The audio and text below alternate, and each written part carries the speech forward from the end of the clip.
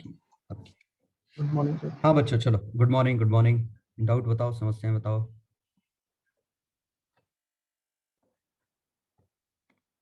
Rotation में part 1 में क्या क्या था? इक्विलिब्रियम में कोई डाउट? No sir. बंद करूं कि अपने आप आ जाते हैं फिर से?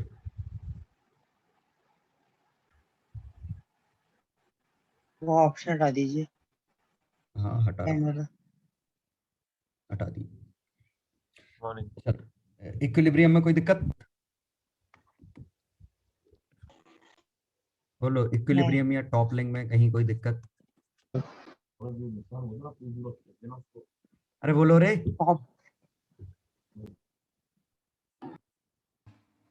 चलो तो शीट डिस्कस करो तुम, भूल बट टॉपलिंग में वो लास्ट स्यूडो का इफेक्ट वाला कॉन्सेप्ट था ना, स्यूडो कब लगता है गलत वे में सॉल्व करो टॉपलिंग से। तो हाँ तो वो वाला बता दीजिए। ये आवाज कैसी आ रही, कुछ समझ में नहीं आ रहा है। इंक्लाइन प्लेन वाला बता दीजिए सो उसमें टॉपलिंग में। इंक्लाइन प्लेन वाला, चलो दिखाता हूँ। और कुछ?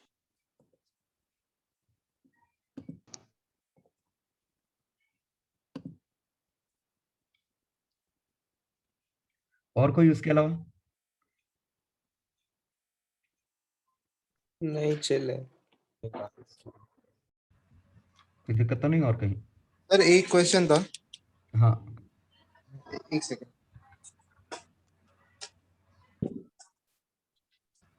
क्या? एक सेकंड ढूंढ लूं कहाँ पे था। हाँ एक था कि एक स्फीयर था, उसके अंदर एक कैविटी थी r/2 की कॉसेंट्रिक कैविटी। एक मिनट चलो रुको। अभी अब मुझे टॉप लिंक का दिखा लेने दो पहले। चलो, सिमुलेशन दिख रहा है? हाँ सर दिख रहा है। Yes sir. ठीक है, बीच वाला केस पे ध्यान देना है बस, है ना? जी तो यहाँ अभी नॉर्मल रिएक्शन और एमजी एक ही पॉइंट से पास हो रहे हैं। हाँ यस सर। अब मैं थीटा बढ़ा रहा हूँ, क्या हो रहा है? Normal reaction. आगे की तरफ शिफ्ट हो रहा है। Yes sir. और ये देखो तीनों फोर्स कंकरेंट है कंकरेंट। Yes sir. अब अगर थीटा बढ़ाते जा रहे हैं, नॉर्मल रिएक्शन आगे शिफ्ट होता जा रहा है। आगे शिफ्ट होने की वजह समझ में आ रही है क्यों? यस सर, ताकि वो मतलब और क्योंकि फ्रिक्शन बढ़ता जा रहा है। सेंटर ऑफ मास के अबाउट सोचो, देखो फ्रिक्शन 0 है। हाँ। आगे बढ़ाया तो फ्रिक्शन का टॉर्क आ गया सेंटर ऑफ मास के अबाउट, तो उसको काटने के लिए नॉर्मल रिएक्शन को आना पड़ेगा। लेकिन दिक्कत क्या है कि थीटा बढ़ाने पे नॉर्मल रिएक्शन कमजोर होता जा रहा है, इसीलिए और डिस्टेंस की जरूरत पड़ रही है। ये फील आया कि फ्रिक्शन बढ़ रहा है, नॉर्मल रिएक्शन कमजोर हो रहा है। इसीलिए एक कोई थीटा ऐसा पक्का आएगा जिसपे जस्ट एन इससे पास होगा। हाँ सर। लेकिन यहां गौर ये करो कि म्यू की वैल्यू मैंने बड़ी रखी और बड़ी कर देता हूं, क्योंकि मैं नहीं चाहता स्लिपिंग हो। तो कितनी बड़ी करनी पड़ेगी? tan थीटा से बड़ी। हाँ सर। अब मैं इस थीटा को थोड़ा और बढ़ाऊं, ये शायद जस्ट लिमिटिंग केस होगा। इससे बड़े एंगल पे ये देखो टॉपल कर जाएगा। कर गया? Yes sir. ठीक है। इसी में अगर म्यू छोटा होता, 45 डिग्री पे टॉपल कर रहा है शायद, समझ पा रहे हो? हाँ सर। तो अगर म्यू की वैल्यू 1 से छोटी कर दूं तो क्या होगा? 45 डिग्री आने से पहले ही tan थीटा म्यू से बड़ा हो जाएगा। स्लिप कर जाएगा। तो देखो स्लिप कर जाएगा। हाँ अगर ज्यादा कर दोगे तो टॉपल भी कर जाएगा, कुछ ज्यादा एकदम से बढ़ा दिया तो। मतलब पक्का ज्यादा इंस्प्रूड हो गया, ये चीज समझ में आ गई? सर, अगर ज्यादा करेंगे तो स्लिप के साथ टॉपल भी करेगा एक साथ। लेकिन क्या होगा कि एकदम से करना पड़ेगा, वो मैं करा नहीं पा रहा हूं, नहीं हो रहा है मेरे से। वजह क्या है कि जो ही स्लिप करने लगेगा ये एक्सीलरेट करने लगेगा। हाँ सर। एक्सीलरेट करेगा तो mg का बहुत सारा हिस्सा एक्सीलरेट करने में खर्च हो गया, तो टॉर्क की फोर्स की इक्वेशन बदल गई, हाँ सर। है ना? इसीलिए फिर वो स्यूडो लेके करना पड़ेगा टॉपलिंग की कंडीशन उस समय। ठीक है, ये आ गया समझ में? Yes sir. चलो ये लेफ्ट वाला देखो, दो नॉर्मल रिएक्शन है। Yes sir. और इस कुन्ने पे जरा देखो, कॉर्नर पे जो लग रहा है, दो फोर्सेस लेते हैं हम हमेशा कॉर्नर पे, एक फ्रिक्शन एक नॉर्मल रिएक्शन। यस कॉर्नर का फ्री बॉडी डायग्राम आ रहा है समझ में? Yes sir. इस कॉर्नर की बात कर रहा हूँ, ये जो कॉर्नर। तो रफ कॉर्नर पे दो फोर्सेस आएंगे, एक एन और एक फ्रिक्शन। कोई दिक्कत तो नहीं? ऑब्वियसली हर जगह ही दो आएंगे, यहां पे भी दो आएंगे। तो फ्री बॉडी डायग्राम अभी हमारा ये है, दोनों फ्रिक्शन की डायरेक्शन समझ में आ ही रही है। फोर्स कम करूंगा फ्रिक्शन कम होगा। देखो ये समझ आ रहा है? वर्टिकल नॉर्मल रिएक्शन भी बदल रहा है। ये क्यों बदल रहा है? अरे नहीं। सोचो, ये कॉर्नर पे तिरछा फोर्स अच्छा, लग रहा वो है, उसका हाँ, वर्टिकल ठीक है, कंपोनेंट है ना, वर्टिकल रिएक्शन टेढ़ा लग रहा है। ठीक है। हाँ है ना? हाँ। तो ये होते होते अब देखो, ये नॉर्मल रिएक्शन कम होता जा रहा है, ग्राउंड वाला कम होते होते ज्यों ही ये नॉर्मल रिएक्शन जीरो होगा, वो उसके अबाउट घूमने वो उठ ही आएगा। कोई दिक्कत तो नहीं? नहीं। आ गया समझ में? हम्म। तो यहाँ दो नॉर्मल रिएक्शन लग रहे थे, जब किसी एक से पास होगा। ये तीसरा भी रफली वैसा ही है। यहाँ देखो, फ्रिक्शन बढ़ा रहा हूं और म्यू है, फ्रिक्शन और म्यू बैलेंस हो रहे हैं, हो रहे हैं? Yes sir. फ्रिक्शन और फोर्स। क्लियर? तो फ्रिक्शन और फोर्स। फ्रिक्शन और फोर्स, हाँ। तो इस पॉइंट पे अगर टॉर्क लेते तो mg के टॉर्क को बैलेंस करने वाला कौन है? फ्रिक्शन के टॉर्क को mg का टॉर्क बैलेंस कर रहा है, यस सर। Yes sir. है ना? सेंटर ऑफ मास के अबाउट देखें तो फ्रिक्शन और फोर्स दोनों के टॉर्क आ रहे हैं, यस उस सर। टॉर्क को बैलेंस कौन कर रहा है? Normal reaction. Normal reaction. बेहतर है मैं इस पॉइंट के अबाउट लूं तो ज्यादा आसान रहेगा। Yes sir. तो नॉर्मल रिएक्शन के टॉर्क को F बैलेंस कर रहा है, यस सर। F बढ़ाते जाऊंगा तो नॉर्मल रिएक्शन खिसकता जाएगा, क्योंकि नॉर्मल Yes, रिएक्शन sir. बढ़ तो नहीं सकता। ये हाँ। फील आया? हाँ वो तो mg पे हाँ सर, वो तो नॉर्मल MG रिएक्शन पे है तो mg के बराबर, तो मैं इस पॉइंट के अबाउट टॉर्क ले रहा हूँ, ठीक है? तो अब मैं ये फोर्स बढ़ा रहा हूँ, तो नॉर्मल रिएक्शन कांस्टेंट है, टॉर्क बढ़ता जा रहा है, बढ़ता जा रहा है, ये लिमिट है। यस। और इस केस में ये कभी स्लिप नहीं किया, क्योंकि ये फ्रिक्शन की मैक्सिमम वैल्यू ही कम पड़ गई, ठीक है? अब मैं यहाँ F की रेंज अगर थोड़ी बढ़ा दूं, यहाँ 10 की जगह 15 कर देता हूं, तो पक्का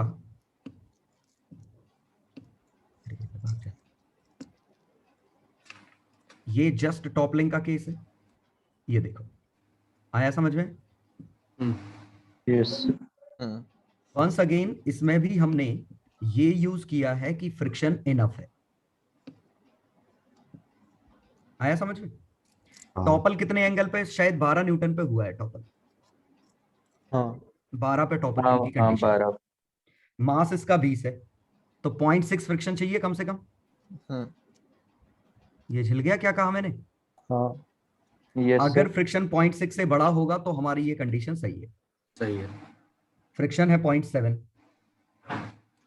ये देखो जिसको मैंने सेलेक्ट किया। अब अगर मैं फ्रिक्शन 0.5 कर दूं तो स्लिप कर जाएगा फिर। क्योंकि 10 न्यूटन की कंडीशन 10 न्यूटन पे स्लिप करेगा, 10 की कंडीशन पहले आ जाएगी। शायद फ्रिक्शन, एक मिनट, इसका कितना है? 0.5। मुझे नीचे वाले का भी चेंज करना पड़ेगा, इसका 0.7। अब ठीक है। अब देखो ये स्लिप कर गया, हाँ आया समझ में? हाँ बस यही दो कंडीशन थी, स्लिप और टॉपल। ये देखो दोनों करा, हाँ 15 न्यूटन है, हम्म। तो इस पे स्लिप भी कर सकता है, टॉपल भी कर सकता है। कैसे? दोनों अरे कैसे यार। कर रहा है? अरे क्यों? स्लिप कर गया तो टॉपल क्यों करेगा फिर? अरे यार ये कौन सा रूल है कि टॉपल नहीं कर सकता? अचानक से दिए है बड़ा force। ये देखो इस पॉइंट के, मान लो स्लिप कर गया तो इसके पास एक्सीलरेशन आ गया, तो एक स्यूडो हाँ। आएगा में, हाँ आएगा इसके हाँ। फ्रेम में आएगा, हाँ। बोलो हाँ, आएगा? आएगा। आएगा। mg friction, normal reaction, F। हम किस पॉइंट के अबाउट टॉर्क लें? इस पॉइंट के अबाउट टॉर्क लें, तो नो डाउट स्यूडो इस फ्रिक्शन के टॉर्क को खत्म करने की कोशिश कर रहा है। हम्म, ये चला Yes. क्या हुआ? हाँ सर हाँ लेकिन एम ए की वैल्यू अगर कम हुई तो ये हो सकता है ना कि ये लुढ़का दे, मोहित तो लड़का हाँ कि हाँ, एम हो ए सकता की वैल्यू कितनी है? F minus mu M G by M. और ये चेक करके देख सकते हैं चाहे तो, मैं नहीं देख रहा हूं लेकिन समझ गए, ये वैल्यू चेक करोगे हाँ। तो अपने आप लुढ़क गया होगा।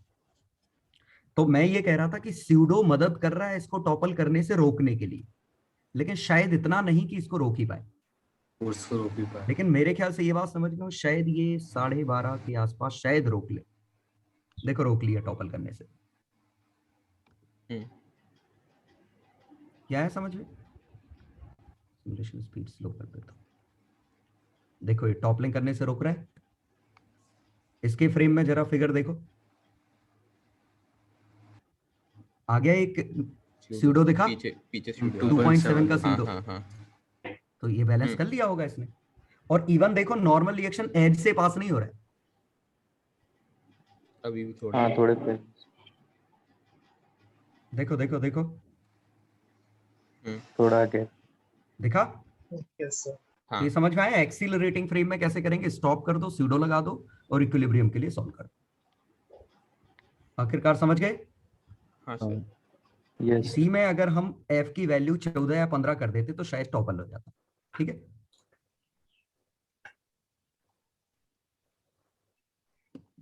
पक्का सब लोग टॉपलिंग समझ गए? कोई डाउट तो नहीं? हाँ सर। चलो। और हाँ, एक और ये वाला क्वेश्चन था, ये मैंने क्लास में पक्का लिया होगा, म्यू1 म्यू2 लिया था क्या? नहीं लिया था। ओके, ये मैंने मेंस में इक्विलिब्रियम करा दिया था इसलिए इसमें नहीं होगा। मेंस में था ये ये इक्विलिब्रियम। 11th में चला पिछले था। किसी वीडियो में था। टॉपलिंग वाली वीडियो में था ये। 11th में था सर। हाँ टॉपलिंग वाली वीडियो में भी था, टॉपलिंग की एक हाँ। अलग से वीडियो हाँ। है उसमें भी था। ओके, इक्विलिब्रियम का वीडियो मैंने अलग बनाया था, हाँ, सिम्फी हाँ। से बनाया था शायद। हाँ हाँ अलग मेरे था। सब याद आया, हाँ। याद आया, याद। वो देखने को ठीक। देखना था क्या वो? अब नहीं देखना, मैंने ये सिखा दिया ना यहाँ, वो और इसी में दिखा देता हूँ तो लफड़ा खत्म हो जाएगा। ठीक है, बच जाएगा टाइम तुम्हारा। वो यही था, सिम्फी में यही दिखाया था कि कहाँ कौन से फोर्स कैसे लगते हैं। चलो एक रॉड ले लेते हैं अपन।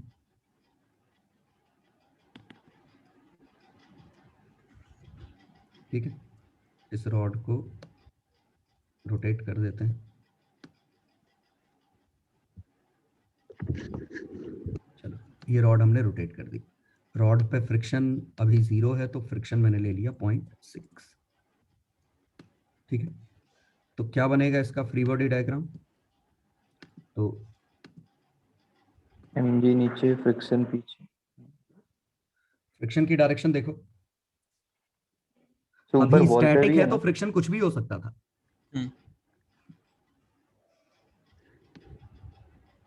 मतलब लिमिटिंग केस आएगा। ये बताओ, बड़े एंगल पे इक्विलिब्रियम के चांस ज्यादा है छोटे एंगल पे? बड़े। बड़े एंगल पे। हाँ, तो अगर बिल्कुल एंगल छोटा करूंगा तो फ्रिक्शन की रिक्वायरमेंट बढ़ेगी। देखो बढ़ रही है। अब देखो दोनों फ्रिक्शन सेम डायरेक्शन में आ गए। हम क्या करते हैं, इसका मास बढ़ा देता हूं so that free body diagram थोड़ा बड़ा दिखने लगे। चलो देखना मैं क्या कहने वाला हूं, अच्छे से समझना। इस पॉइंट पे फ्रिक्शन की डायरेक्शन देखो, झिला? हाँ ऊपर वाला फ्रिक्शन देखो। नीचे अब मैं opposite एंगल angle। कम करता जा रहा हूं, टेंडेंसी बदलती जा रही है। अब देखो दोनों फ्रिक्शन की टेंडेंसी इसके रोटेशन को रोकने की। Yes sir. और एंगल कम करूं,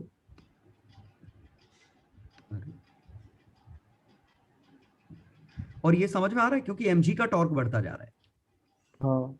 अभी mg में ये परपेंडिकुलर डिस्टेंस आता। अब अगर मैं इसी को और बड़ा एंगल कर देता तो परपेंडिकुलर डिस्टेंस और ज्यादा आता। यस अब तो कुछ नहीं कर पाया ये। शायद यहां कहीं लिमिटिंग केस ऑफ इक्विलिब्रियम। 8.6 8.6 ये सेम है, समझ में आ रहा है? Yes sir. हाँ। ये दोनों हाँ। सेम है, ये भी समझ में आ रहा होगा। इन दोनों Yes, का sir. सम mg के बराबर है, ये mg भी के समझ में आ बराबर रहा है। होगा। हाँ। हाँ क्लियर? और तीसरी बात, अब हम देखते हैं कि ये स्लिपिंग की कंडीशन है कि नहीं। तो इसका फ्रिक्शन है 8.6, नॉर्मल रिएक्शन है 17, तो म्यू की वैल्यू 0.5 हो गई। हाँ 0.5 के आसपास हो गई। हाँ हाँ हाँ 0.5 के आसपास। मतलब कम से कम 0.5 होनी चाहिए। फ्रिक्शन काइनेटिक और नहीं, नहीं है। इक्विलिब्रियम है तो कहीं का स्टैटिक होगा। नहीं, आपने न्यू Kinetic. डायरेक्टली बोल दिया था ना इसे। नहीं, मैंने इन दोनों का रेशियो निकाला, 0.6 के 0.5 के आसपास आया, हाँ मिनिमम वही होगी। मतलब मिनिमम 0.5 चाहिए। अब हाँ, देखो ठीक। ग्राउंड का दिया है 0.5, ये दिख रहा है, इसका दिया है 0.6, और सिम्फी जो कैलकुलेट करता है √μ1 μ2 कैलकुलेट करता है फ्रिक्शन। म्यू की डेफिनेशन सिम्फी में ये है, समझ गए? क्योंकि म्यू एक्चुअली सरफेस का होता है, हम तो बॉडी को म्यू दे रहे हैं, तो ये सिम्फी ऐसे कैलकुलेट करता है। ठीक है, तो मतलब अलग अलग सरफेस को अलग अलग 0.5 और 0.6 का ज्योमेट्रिक मीन ऐसे कुछ आएगा, 0.55 से थोड़ा छोटा, हाँ 0.55 से। ये, और सही बात है। तो यही हमारा लिमिटिंग केस है रफली। इससे हल्का सा एंगल कम कर दूं तो देखो स्लिप कर रहा है। हाँ। क्लियर? आप करें बस। पक्का आया समझ में? एक मिनट, तुम्हारे में लैग कर रहा है, मेरे में स्लिप कर चुका है। नहीं नहीं अभी भी सही है। नहीं नहीं सही है सर। सही है, हाँ हाँ। आ गया पक्का समझ में? हाँ। अब इसमें मैं ये कह रहा हूं कौन से फ्रिक्शन कंपलसरी है, इनमें से मैं एक किसी फ्रिक्शन को जीरो करने वाला हूं। दीवार ऊपर का वाला। फ्रिक्शन अगर मैं जीरो कर दूं, हाँ, तब वो तब भी रेस्ट पे रह सकता है। नहीं अभी नहीं किया, अब करूंगा, अब जब रन करूंगा तब होगा। क्या अब इक्विलिब्रियम होगा? अभी सिमुलेशन रन नहीं है। हो सकता है, पॉसिबल है, हाँ, हो पॉसिबल है। सकता है। बिल्कुल पॉसिबल पॉसिबल, और है भी। देखो रन कर दिया सिमुलेशन, इसमें एंगल बढ़ाते कम करते जाऊंगा, अभी भी है इक्विलिब्रियम, अभी भी है। ऑब्वियसली शायद ये फ्रिक्शन की वैल्यू 10-11 के आसपास होगी तो इक्विलिब्रियम नहीं रहेगा, अभी भी है। ये देखो ये स्लिप कर गया, ठीक है। और अगर मैं नीचे फ्रिक्शन जीरो कर देता तो फिसल जाता फिर नहीं रहता, फिर फिसल जाता। फिर फिसल चाहे जाता। यहां मैंने नीचे जीरो नॉर्मल किया, को नहीं बैलेंस। ऊपर मैंने फ्रिक्शन बढ़ा के 10 कर दिया, फिसल तो जाता। भी कुछ नहीं होगा, तो भी इक्विलिब्रियम में नहीं आ फिसल सकता। जाएगा। हाँ सिर्फ यही इकलौता केस है वर्टिकल वाला इक्विलिब्रियम का। अरे यार इधर इधर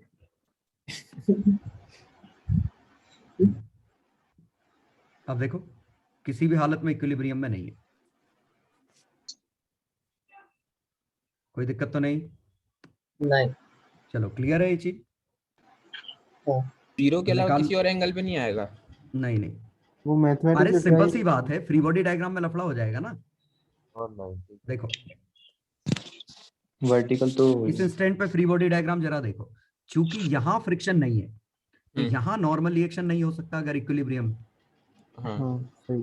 तो फिर फ्रिक्शन कैसे है? सही बात है। तो अब समझ गए ना, हाँ कंट्रडिक्शन हो जाएगा। मतलब कंट्राडिक्शन हो जाएगा, क्योंकि यहां फ्रिक्शन तो है नहीं, सॉरी यहां फ्रिक्शन भले है लेकिन यहां नॉर्मल रिएक्शन ही नहीं है।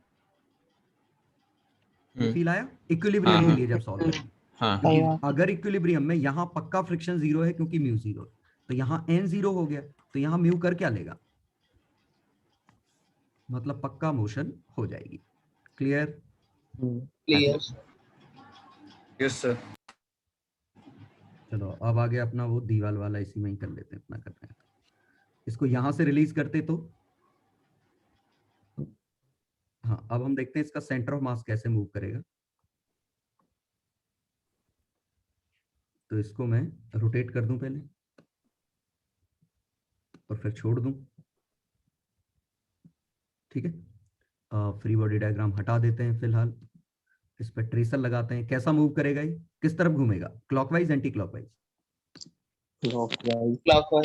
Clockwise clockwise. घूमेगा सर। घूमेगा नहीं, सेंटर ऑफ मास तो घूमेगा वर्टिकली गिरेगा ना। सेंटर ऑफ मास सेंटर तो ऑफ सीधा मास सीधा वर्टिकल, गिरेगा। रॉड तो घूमेगी, रॉड घूमेगी, Rod रॉड घूमेगी। क्लॉकवाइज घूमेगी। रॉड तो घूमेगी। इसको करता हूं 20, ठीक है।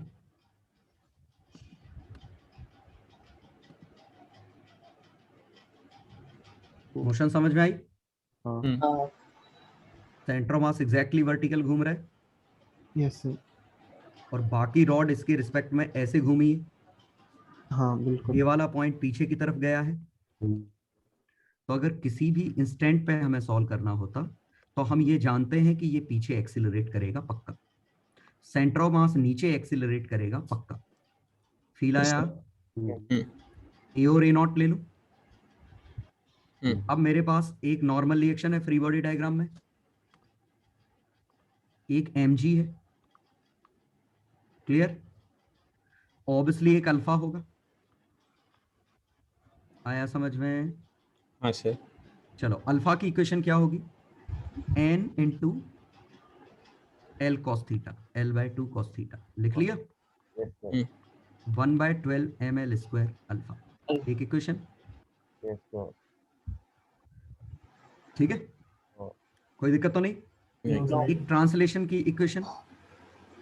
अब सेंटर ऑफ मास वर्टिकल में आ चुका है तो वर्टिकल डायरेक्शन की इक्वेशन क्या है?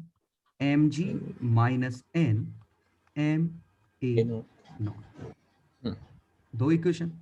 हाँ तीसरा कंस्ट्रेंट।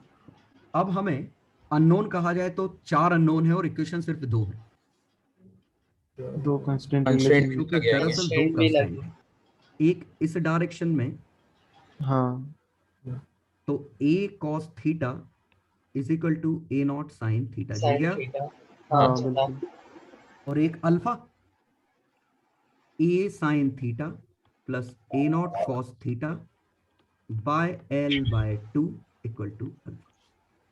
हाँ बिल्कुल हो गया? हाँ सर पक्का समझ में आ गया क्वेश्चन?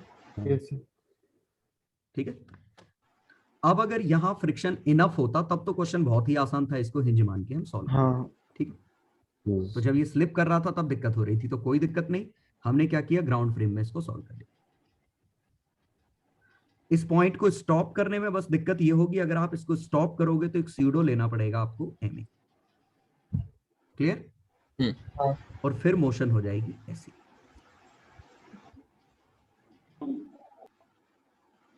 चलो सीख गए? हाँ यस सर। सर सर ये जो रॉड है सर, अगर हाँ। नीचे E1 होता तो फिर उसके बाद का मोशन कैसा होता? किसका? सर अगर जो ये रॉड जैसे गिरी है, अगर है ना नीचे जमीन का E1 होता तो उसके बाद का मोशन कैसा होता? लो घर की बात है, देख लो। अभी E0 है, E1 है, रॉड का E0 है। दिक्कत ये है कि रॉड का E, चलो अब देख लेते हैं, है ना? सिमुलेशन थोड़ा स्लो ही है, ऑलरेडी स्लो है।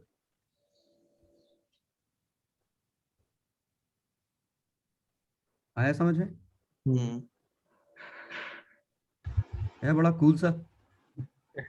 SHM टाइप का लग रहा है। ठीक है, हाँ चलो सीख गए? इसका टाइम पीरियड निकाल सकते हैं वैसे? नहीं, चेन्नई लगा देना है तो तुम्हारे पेपर में जरूर आएगा, सिर्फ तुम्हारे में। चलो अगला क्वेश्चन हमने देखा था इसका, ठीक है। इसकी मोशन कैसी होगी? यहां हिंज कर देंगे तो रोटेट कर रोटेट होता है, सर्कुलर होगी। हाँ इस इंस्टेंट पे अगर मैंने इसकी वेलोसिटी 0 कर दी तो इस इंस्टेंट पे क्या आएगा इसके पास? अल्फा आएगा, हाँ ओमेगा 0 है, हाँ कोई दिक्कत तो नहीं। अल्फा निकाल लोगे टॉर्क लेके तो ए सेंटर ऑफ मास निकाल लोगे, पक्का? हाँ अल्फा की वैल्यू बोलो। MGL यही आता, यस सर। हाँ अल्फा मिल गया, ये सेंटर ऑफ मास मिल गया, तो नॉर्मल रिएक्शंस कैसे आएंगे इस पॉइंट पे? 1/3 1/3 होगा ना? 1/3 होगा ना सर? देखो 3 है, अच्छे से। Yes sir. RX RY कैसे निकालेंगे? और न्यूटन लॉ लगा लो। Newton's law. A center of mass को रिजॉल्व करना पड़ेगा, है ना? हाँ हाँ A center of mass cos theta, A center of mass sin theta, और ए सेंटर ऑफ मास यहां से उठा के छाप सकते हैं, आर एक्स आर वाई सब कुछ मिल जाएगा। हाँ। ठीक है, लेकिन इस वाले में और जब ये हॉरिजॉन्टल होगा, इन दोनों में एक बड़ा अंतर है। हॉरिजॉन्टल होगा तो अभी इसके पास ओमेगा सिर्फ स्क्वायर भी अल्फा आ है, जाएगा। अब इसके ओमेगा पास भी आ क्या जाएगा। होगा, आ जाएगा। ओमेगा भी आ जाएगा। अल्फा L/2 और ओमेगा स्क्वायर L/2। इसके पास दो एक्सेलरेशन आएंगे, ओमेगा काय से निकालेंगे, work energy. Alpha Newton's law से, torque equal to I alpha से। और अब फ्री बॉडी डायग्राम, ये आर वाई, क्लियर? यस मैंने क्लास में कराए होंगे वैसे ऐसे क्वेश्चन, हाँ ये कराया था। कराए थे। कराए थे ना? हाँ। तो बस इसका छोटा सिमुलेशन देख लो। ट्रेसर का तो वैसे कुछ खास सेंस है नहीं, तो मैं क्या करता हूँ, ट्रेसर हटा देता हूँ। फ्री बॉडी डायग्राम का सेंस है इसमें। रिएक्शन दिख रही है, तिरछी है, यस सर। और रिएक्शन के अगर मैं कंपोनेंट यहां देखूं, शो कंपोनेंट, ये देखना रिएक्शन आरएक्स का कंपोनेंट पलट गया। ये झिला क्यों? सेंट्रीपिटल आ गया। क्योंकि सेंट्रीपिटल एक्सेलरेशन आ गया है। क्लियर? हम्म। और ये बढ़ता जा रहा है, ये समझ में आ रहा है क्यों? ओमेगा बढ़ता जा रहा है। क्योंकि ओमेगा बढ़ता जा रहा है। देखो, बढ़ते बढ़ते, मैक्सिमम अटेन करेगा। अरे यार ये ग्राउंड छोटा पड़ गया, लोग भाग जाओ। अब सेंट्रीपिटल ऊपर वाला है, ये फील आ रहा है? हाँ बिल्कुल। क्योंकि सेंट्रीपिटल ऊपर चला गया है। और देखो ये टेंजेंशियल, ये काइंड ऑफ टेंजेंशियल है। और जब ये वर्टिकल होगा, ये फील आया, मैक्सिमम जीरो हो जाएगा। वर्टिकल होगा तो अल्फा खत्म हो जाएगा, लेकिन सेंट्रीपिटल तो अब भी आएगा omega square R. That's why reaction अच्छी खासी है। Yes sir. पक्का समझ गए? Yes sir. जी सर। और इस तरफ लाएंगे तो फिर से वही सिमेट्री है, मोशन वैसे ही रिपीट होगी। सर रिएक्शन फोर्सेस इंपल्सिव नहीं हो सकती? ये बिल्कुल हिंज हो की सकते रिएक्शन। हैं, बिल्कुल हो सकते हैं। तो जैसे अगर अपन ने इसी ये point पे हिंज थी, कर हाँ। देते हैं इम्पल्स से। देखना, मैं यहाँ क्या एक बॉल लटका देता हूँ,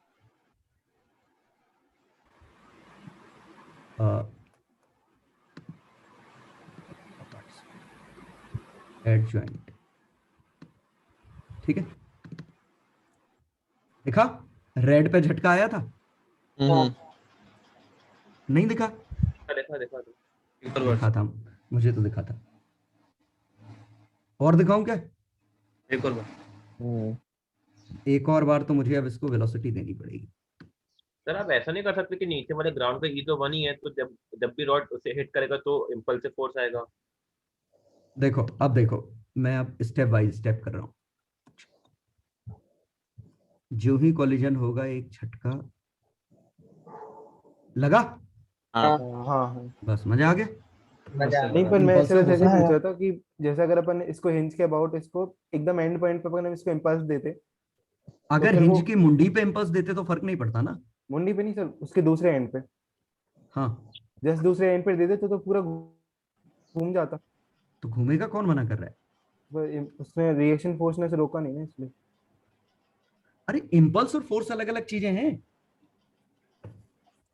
ऐसा है। रिएक्शन इम्पल्स आई थी, लेकिन हमने टॉर्क उसी के अबाउट ले लिया ना। अच्छा ठीक है, तो घुमा तो फिर भी देगा। हाँ अरे समझ यार गया। तुम बहुत परेशान कर रहे हो। चलो देखो, जो तुम कह रहे हो वो ये है,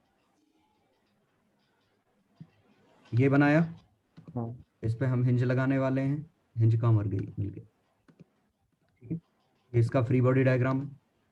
अभी सिर्फ mg है, हाँ और इसको इक्विलिब्रियम में ले आता हूं।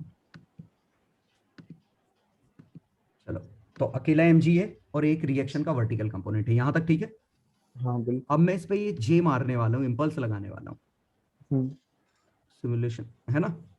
अब हाँ। जो ही इंपल्स लगाऊंगा, रेड वाले पे देखना, जो ही मैं इसको रिलीज करूंगा, रेड वाले पे झटका आएगा। आया?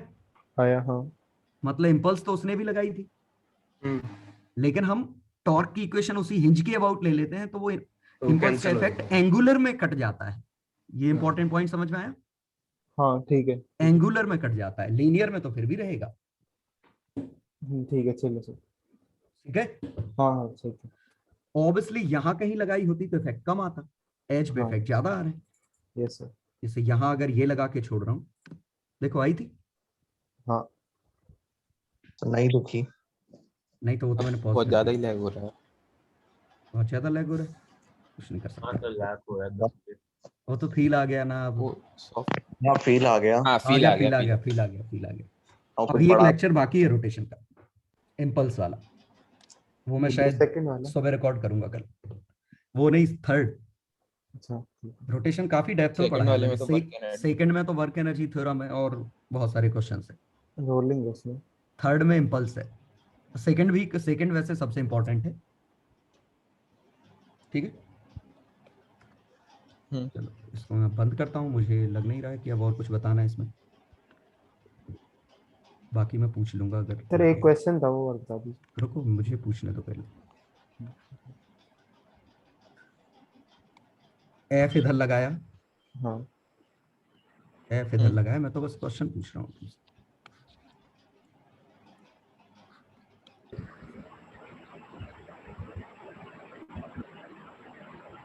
ये 4 क्वेश्चन, ये तो शीट में था शायद। अरे सुन तुम, 4 क्वेश्चन है। पहले में क्या आएगा?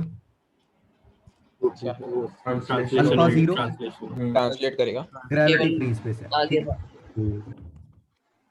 इसमें रोटेशन भी होगी, translation. Rotation plus translation. A तो एफ बाय एम ही आएगा। इसमें रोटेशन जो rotation. FL by FL 0। Has proved. Last में रोटेशन करेगा उसके और हाँ इसके अबाउट अल्फा आएगा प्योर। हाँ हाँ जी सर। तो रस्सी एफ टेढ़ी में into L 1/3 ml square alpha आया। अल्फा की वैल्यू मिल गई, तो A center of mass alpha L/2 है। पक्का? वो भी तो रॉड है क्या वो नीचे? रस्सी ढीली नहीं हो ये जाएगी? रस्सी रस्सी बिल्कुल बिल्कुल। अब हमें पता ढीली। चला कि इससे तो रस्सी ढीली हो जाएगी, क्यों? इससे टेंशन निकालो, -F/2 आई। तो जितने रस्सी वाले कंस्ट्रेंट है उसमें जनरली हमें चेक करना पड़ता है कि कहीं रस्सी ढीली तो नहीं हो गई। तो ये केस और ये केस सेम थे, सेम हो गए। हाँ यहाँ रस्सी सिलेक्ट कर जाएगी। कैसे पता चला? टेंशन नेगेटिव आ गई। पक्का सॉल्व की समझ में आया क्या किया? फ्रिक्शन का मान लो रस्सी का कंस्टेंट ट्रू है, तो रस्सी का कंस्टेंट ट्रू है तो प्योर अल्फा आता, उससे ए सेंटर ऑफ मास आता, और इससे जब हम सॉल्व करते तो टेंशन आगे की तरफ आएगी।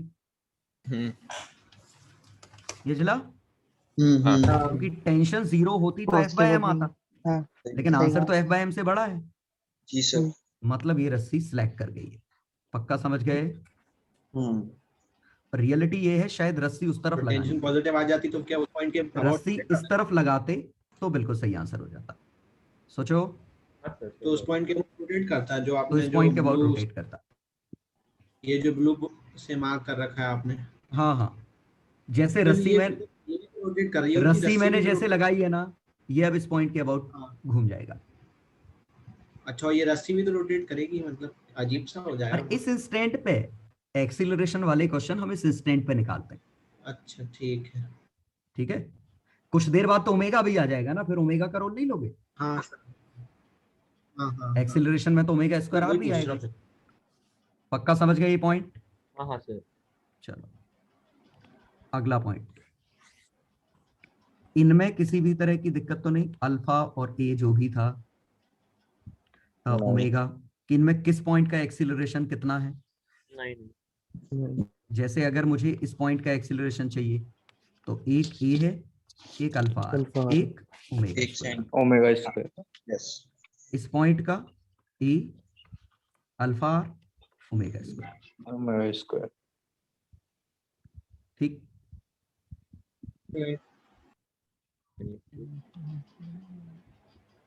सही क्यों क्या है यहाँ पर? क्यू क्या है यहाँ पे? ए है वो। ए वही क्यू जो यहाँ बना है, ठीक है। हाँ। चलो, तो पहले लेक्चर में और कहीं कोई दिक्कत किसी भी तरह की बोलो हो तो बताओ। सर वो जो एक क्वेश्चन में आपने वो मोमेंट ऑफ इनर्शिया लगाया निकाला था हाफ डिस्क का, इसको हाँ, किसके कंप्लीट कर about? क्या कहते हैं एंड पे, कॉर्नर पे, डायमेट्रिक एंड पे। यहाँ? नहीं नहीं, नीचे डायमेट्रिक एंड पे। ये? हाँ इस जगह पे। हाँ हाँ, तो ये इसको तो सीधे आंसर नहीं आ जाएगा कंप्लीट, जो हाँ कंप्लीट हाँ, का आंसर होगा। ये ऐसा इसलिए आया ना क्योंकि ये पूरी डिस्क का सिमेट्रिक पॉइंट था। हाँ, जैसे पूरी डिस्क का आंसर होता 3/2, सॉरी, हाँ 3/2 2m r², ये होता उसका आधा इसका आंसर। हाँ 3/2 m r² आंसर। मतलब मैं ये जैसे आपने जो ये पहला फिगर बनाया था, मैं ये सेम चीज इसमें नहीं लगा सकता ना क्योंकि क्योंकि सिमेट्रिक इसमें नहीं ये है। सिमेट्री नहीं है ना। हाँ आप इसका तो निकाल लोगे, ठीक है, हाँ ये करना, ये हाँ m है, ये m है, टोटल का आंसर आ गया, लेकिन आधा आधा थोड़ी ना है दोनों का, हाँ भाई, तो किस रेशियो में बांटोगे उसको? हाँ सिमेट्रिक पॉइंट्स पे लगा सकते हैं। सर एक क्वेश्चन था, एक स्फीयर था, स्फीयर में डिस्क थी एक्चुअली, उसके अंदर एक अपनी कैविटी कर रखी थी, कॉन्सेंट्रिक कैविटी थी, और कैविटी के बॉटम मोस्ट पॉइंट पे अपन ने फोर्स लगाया था बैकवर्ड डायरेक्शन में mg/2, और फॉरवर्ड में टॉप मोस्ट पॉइंट पे लगाया था अपन ने mg, और इसका अपन को moment of inertia 9/4 sorry 3/4 mr² दे रखा था। ये r है, 2r है बाहर की रेडियस। वो देख नहीं रही थी वीडियो में। आर है आर, r/2 और r और बीच वाला r/2 है। चलो बीच वाले की जरूरत नहीं, हाँ अभी पड़ेगी, रुको टॉर्क लिखने में। हाँ बोलो क्या कह रहे हो? चलो उसमें मिनिमम म्यू निकालना था। चलो इसमें पहले ये समझो, अगर म्यू 0 होता तो acceleration of centre of mass g/2, चल गया। अल्फा की वैल्यू सेंटर ऑफ मास के about torque mg into r, mg/2 r/2 by 3/4 mr²। कोई दिक्कत प्लस तो हो नहीं? गई क्या टॉर्क, क्या प्लस प्लस? ओके, टॉर्क में प्लस, हाँ ठीक है। ये कब है? जब म्यू 0 है। अगर म्यू नॉन जीरो है तो हम क्या करेंगे, इसके अबाउट टॉर्क लेंगे, तो mg into 2r minus mg/2 r/2, अब अपोजिट है, अपॉन 3/4 प्लस 1 mr², तो g इंटू 2 माइनस 1/4 बाय 7/4। क्या कोई दिक्कत है? हाँ हाँ, ये ठीक है, सब सही है। आपने कुछ क्लास में कुछ और लिखा था एक्सीलरेशन का, पता नहीं, जी आया था। हाँ सही है। ये g आया एक्सीलरेशन इसका। हाँ हाँ, एक्सीलरेशन g आया, मतलब फ्रिक्शन यहाँ पक्का mg/2 है, यस सर सही है। तो म्यू पक्का 1/2 है। आपने 7/4 लिखा था क्लास में, कंफ्यूज हो गया था। क्या 7/4 लिखा था? 4/7 एक्सीलरेशन 4g/7 लिखा था शायद आपने। आपने ऐसा बीच है में प्लस दिया था। बीच में 2 प्लस प्लस ले लिया था, प्लस में तो नहीं, और बड़ा आ जाएगा जी से। ये तो फाइनली मतलब जी आ रहा था, कहने का मतलब ये है। ओके, कैलकुलेशन मिस्टेक थी। हाँ ठीक है। हाँ, भूल चूक लेनी देनी, चलो कोई दिक्कत तो नहीं। No sir. तो म्यू अगर 1/2 से बड़ा होगा तो ये आएगा। अब मेरा तीसरा क्वेश्चन है कि म्यू इसमें 1/4 है, ये दोनों ही चीजें नहीं।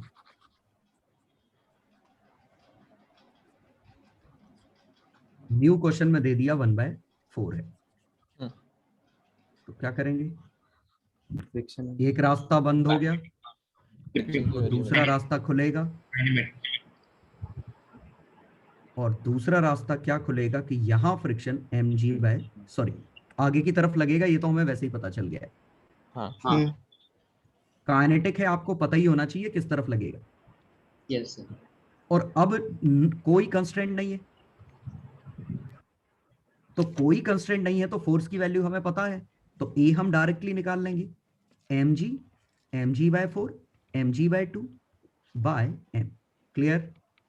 और अल्फा सेंटर ऑफ मास के अबाउट निकाल ही सकते हैं, mg r mg/2 r/2 minus mg/4 r upon 3/4 mr²। झेल गया ये क्या कहा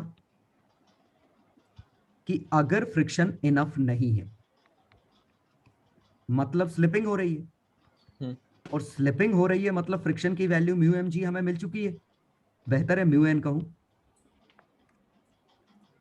और अगर आपको फ्रिक्शन की वैल्यू मिल चुकी है तो अब कोई एडिशनल अननोन रहे ही नहीं, तो हाँ। कंस्टेंट भी नहीं है, तो कंस्टेंट भी हटा दिया, तो हमने सेंटर ऑफ मास के अबाउट लिखा, फिर इसके अबाउट लिखना गलत हो जाएगा।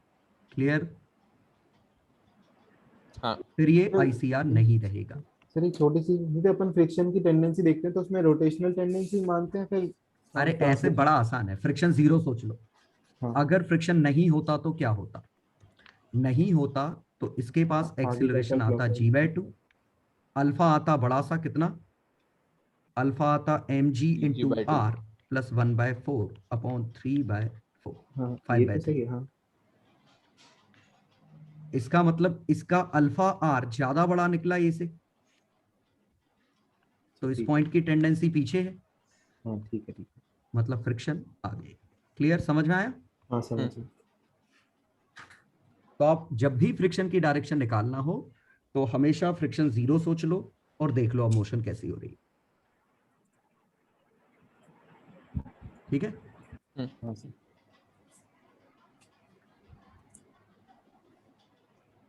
चलो और कुछ? सर वो जो एक वो क्वेश्चन लिया था जिसमें वो ट्रायंगल वाली जुगाड़ लगाई थी, डिस्क वाला जो क्वेश्चन था, मैं सब भूल गया हूँ कि एक टेबल पे डिस्क रखी हुई है ऐसा। ये हाँ। कई बार बता चुका हूँ रे, कई बार जुगाड़ लगा नहीं, चुके हैं हम। अरे वो मुझे इसमें ये समझ नहीं आ रहा कि मतलब ये लॉजिकली कैसे सोचा था कि इससे सही आ जाएगा आंसर। आ गया था इसलिए सोच लिया, ठीक है, खुश। अरे तो मतलब मास ट्रायंगुलर में डिस्ट्रीब्यूटेड है ना इसमें, हाँ। तो जो फ्रिक्शन का वेरिएशन होगा वो फ्रिक्शन का वेरिएशन ऐसा होगा। एक मिनट कलर बदल लेता हूँ।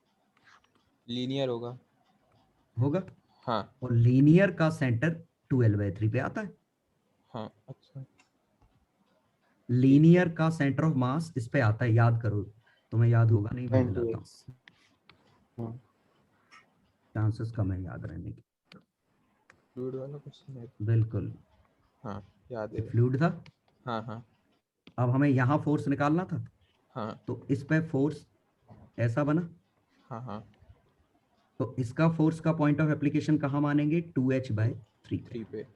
हाँ। और आएगा कितना? ρgh एवरेज इंटू बी, ये b इंटू h।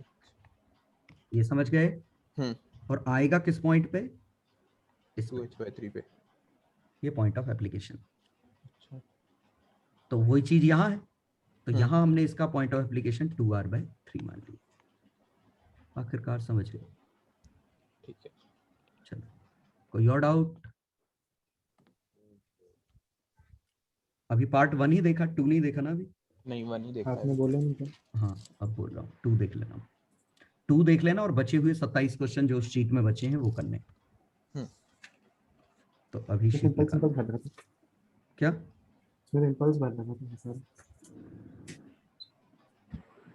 अरे ऐसे नहीं, डाउनलोड करना पड़ेगा। सीयूएम की बची थी एक चीज। सीयूएम की कौन सी बची थी? वेरिएबल मास वाली। वेरिएबल मास वाली। वेरिएबल मास वाली बची है, सॉरी। चलो चलो ये निकालो पहले, 1 मिनट। विथ आंसर वाली मैंने शेयर की थी। हाँ की थी, टेलीग्राम पे की थी।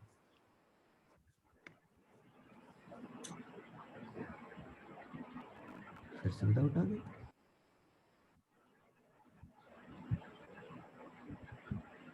ओके, इसके बाद की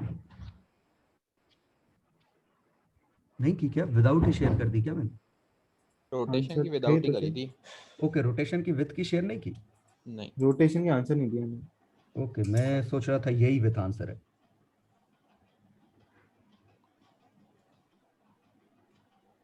एक मिनट देख लो।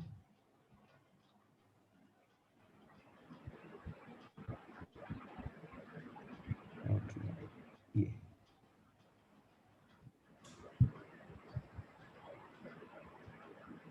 टेलीग्राम,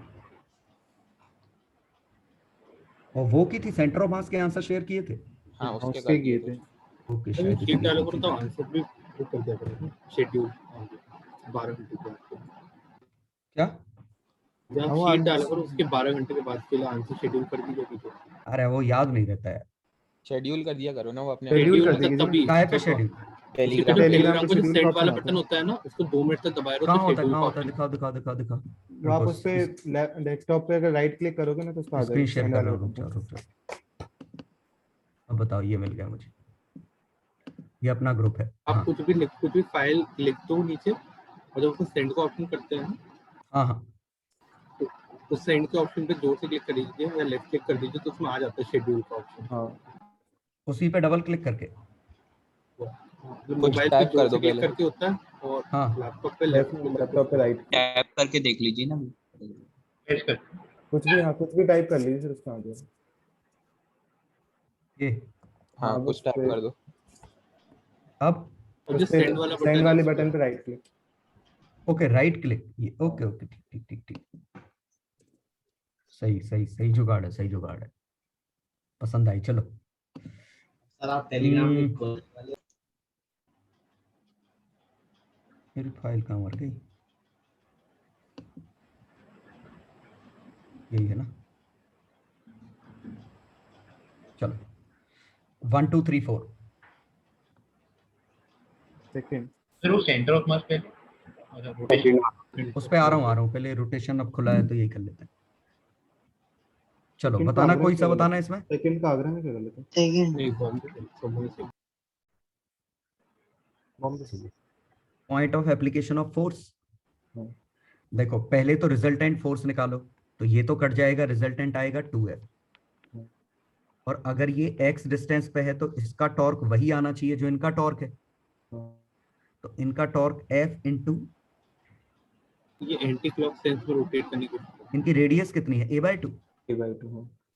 हाँ, तो 2A, F इंटू 2A इसका टॉर्क है, तो 2F इंटू एक्स होगा, x की वैल्यू समझ गया समझ गया। तो 0, A। टेंडेंसी ऐसी है ना?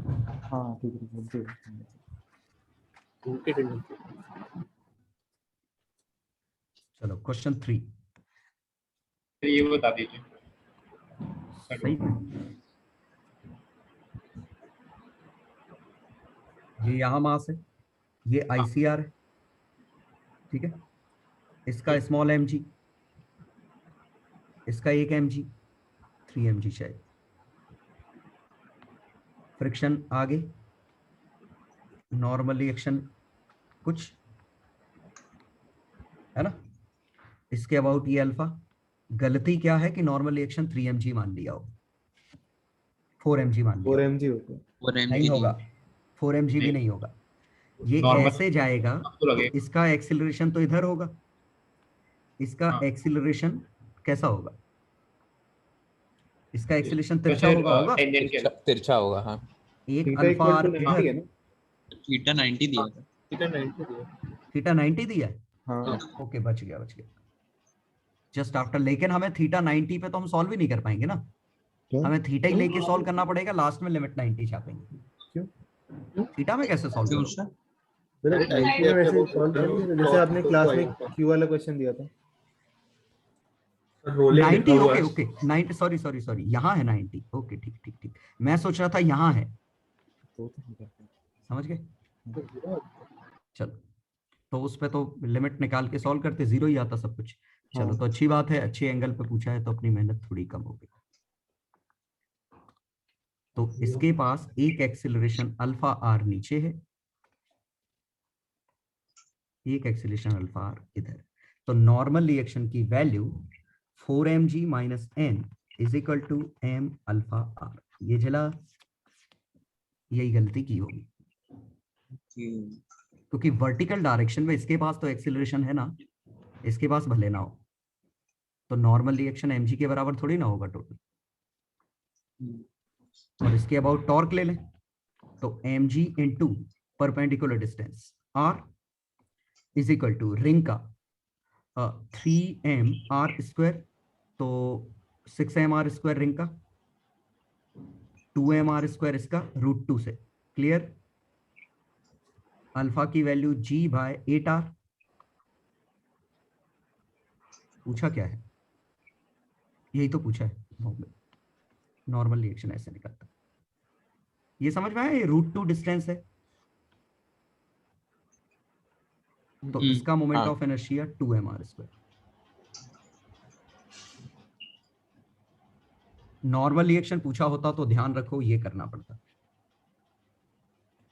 और अल्फा आर की वैल्यू g/8। चलो आ जाए अगले क्वेश्चन पे। सेंटर के Fourth. अबाउट कर लेते तो भी वही करना पड़ता। सेंटर के तो- अबाउट भी ले सकते थे, ये कह रहे हो ना इसके अबाउट टॉर्क। फ्रिक्शन का भी टॉर्क सेंटर ऑफ मास तो ये है ना, हाँ हाँ फिर सेंटर ऑफ मास के अबाउट लेते।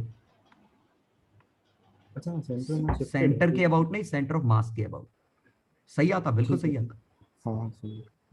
ठीक है, लेकिन हाँ। फिर नॉर्मल रिएक्शन का टॉर्क आ जाता, और नॉर्मल रिएक्शन की वैल्यू समझ गए ना क्या गड़बड़ हो जाता। हाँ समझ गए। ये 4 mg नहीं है, हम्म, तो शायद गलती ये की होगी 4 mg मान के टॉर्क उड़ा दिया होगा इसका। हाँ तो मेरा आंसर कुछ और था। इसीलिए मैं कहता हूँ फ्री बॉडी डायग्राम जब भी बनाओ एक्सीलरेशन भी बनाओ फोर्सेस के साथ। चलो क्वेश्चन नंबर 4 हो गया, चिल इसके अबाउट टॉर्क ले चले क्वेश्चन नंबर 5 हो गया। 6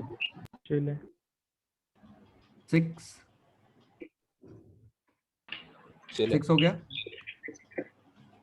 आंसर चेन्नई क्यों बोले थे? चेन्नई तो सही लगा। Acceleration of both blocks are same, सही तो है। वो वेक्टर नहीं, vector है, ऊपर vector। एक नीचे होता है। अच्छा Vector. ठीक है ठीक है। Acceleration vector. ये बहुत ये बहुत गंदा लगता ये है। बहुत गंदी चीज है। ये फिर कैसे गड़बड़ है? 11th में बहुत गड़बड़। होता था ये। नहीं वो भी आ रहा था ना कभी। नहीं आएगा ना दिल्ली भी, वो दिल्ली डायरेक्शन के ऐसे गलत है ना। सबके डायरेक्शन अलग है, और ये रोटेट भी कर रहे हैं तो सेंट्रीपिटल भी आएंगे इनके पास। हाँ ठीक है। 7 लेकिन कांटेक्ट में जो है मतलब ये नहीं है ना एक्चुअली क्या तो क्या 6 का दिल्ली क्यों गलत है वो एक बार बता दीजिए। वाला वही सेम रीजन डायरेक्शन। एक minute, with block of mass m2, मैंने तो ये माना, ये वाला माना मैंने। नहीं वो तो एम नहीं M2 हाँ। है। m2 के साथ तो कांस्टेंट आएगा, फिर m2 के साथ क्या दिक्कत है इसके साथ? हाँ कांस्टेंट ही आना था, मतलब दिल्ली भी हाँ। आना चाहिए। मुझे लग रहा है ये पूछना चाहिए था। ये अच्छा अगर ये पूछ लेते तो फिर क्या पूछते? सर सही नहीं लग रहे मुझे। चलो अब देख ही लेता हूँ। Magnitude of acceleration of any dl, देखो आगरा तो मैग्नीट्यूड पूछा है, लेकिन आगरा में एक चीज गलत है, सेंटीमीटर भी इस लग रहा पॉइंट के पास सिर्फ अल्फा आर आएगा, हाँ, और इस पॉइंट के पास अल्फा आर तो आएगा ही, एक ओमेगा स्क्वायर आर भी आएगा। अभी नहीं, कुछ देर बाद आएगा ओमेगा। गलत है ना। तो गलत है ना? आगरा हो गया गलत। हाँ। बॉम्बे m2 इज ग्रेटर, सही। एक एक्सीलरेशन ऑफ मिनट मैग्नीट्यूड तो सेम ले होगा ना। क्यों? उस पे ओमेगा स्क्वायर आएगा ही नहीं ना, जो वर्टिकल है जो थ्रेड, ये तो स्ट्रेट लाइन में जा रहा है ना, ये वाला थ्रेड रोटेट कर रहा है। हाँ M1 से कैसे कंपेयर किया लेकिन अच्छा ठीक है। अब ठीक है। कैपिटल भी आएगा। आ गया समझ? ठीक है। और इस पे सिर्फ टेंजेंशियल हाँ आएगा। सही है, गलत होगा। ये तो T1 T2 हमें पता है ना।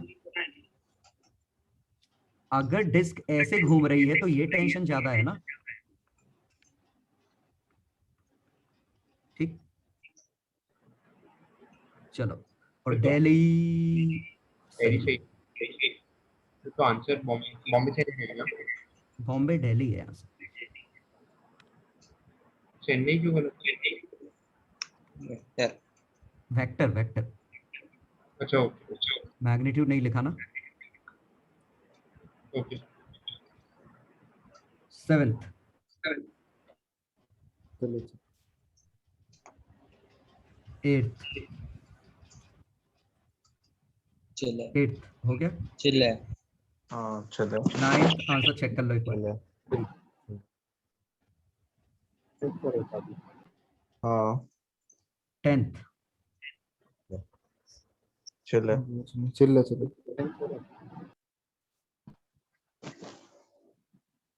सर 9th में पहली वाला ऑप्शन नहीं आएगा उसमें एक्सेलरेशन के लिए?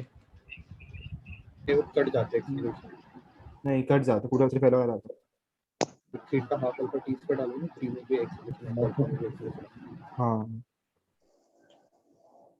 number of revolutions made by pulley before m2, strikes with the pulley depends on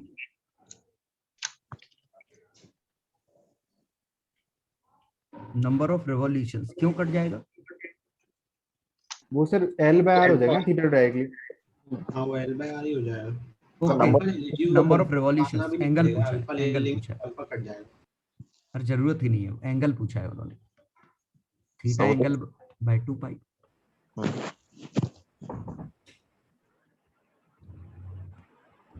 eleventh तो चेन्नई वाला बता दीजिए। 10th ये बताना है। नहीं तो हो गया 11th का चेन्नई। 10th में पहले T1 और T2 निकाल लो। T1 प्लस T2 की वैल्यू वेरिएबल है वो। एक इसके अबाउट टॉर्क, तो T1 T2 into L is equal to torque. जरूरत नहीं सर, उसका रेशियो लेना है खाली। हाँ तो निकालोगे कैसे? तुम्हें वो पता है ना, हालांकि मुझे सेंटर। पता है कि इसका सेंटर ऑफ मास लीनियर है तो 2L/3 पे आएगा। हाँ तो 1:2 के रेशियो में होंगे। हाँ ये लॉजिक यूज करना पड़ेगा ना। यहाँ 2T आएगा, यहाँ T आएगा। ठीक है, लैम्डा भी अलग अलग है क्या? मास पर यूनिट। हाँ। ओके, अलग नहीं अलग नहीं, हाँ, मतलब T/V अलग अलग है। देखो 2:9 हाँ तभी तो ऐसा 3:2 बनेगा। आ रहा था। ठीक है, 11th 12th 11th का चेन्नई वाला पार्ट।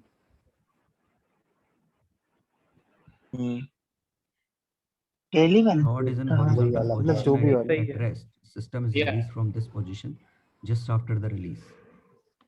Initially equilibrium है क्या?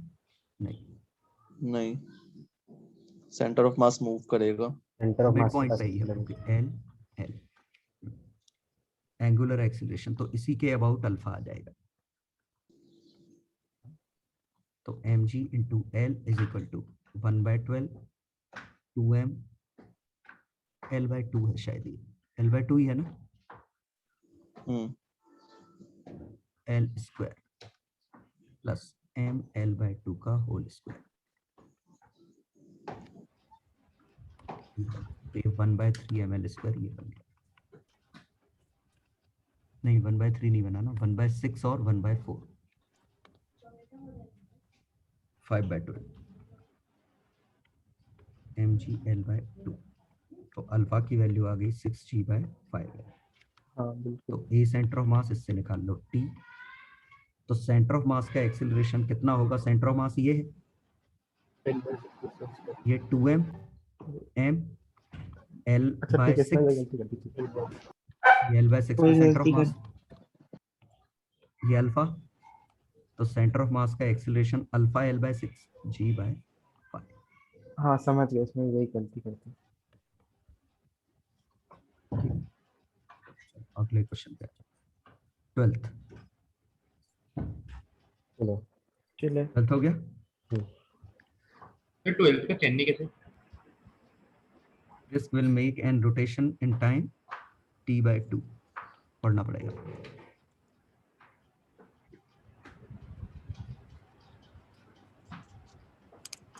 Smooth to the right of B। ठीक है, to the right of B तो ट्रांसलेशन तो अब भी रहेगा, फोर्स लग रहा है तो अल्फा इसका कम हो गया। 1 rotation in time t/2 alpha कम 0 हो जाएगा। फिर अल्फा 0 हो जाएगा ना, अल्फा 0 हो जाएगा, अल्फा 0 हो जाएगा। ओमेगा रहेगा वही बात। रोटेट नहीं करेगी चेन्नई, तो गलत होना चाहिए। ओमेगा रहेगा ना? नहीं ओमेगा तो होगा। ओमेगा तो देखो disc of circumference S on a when a horizontal x A and B there is a sufficient friction।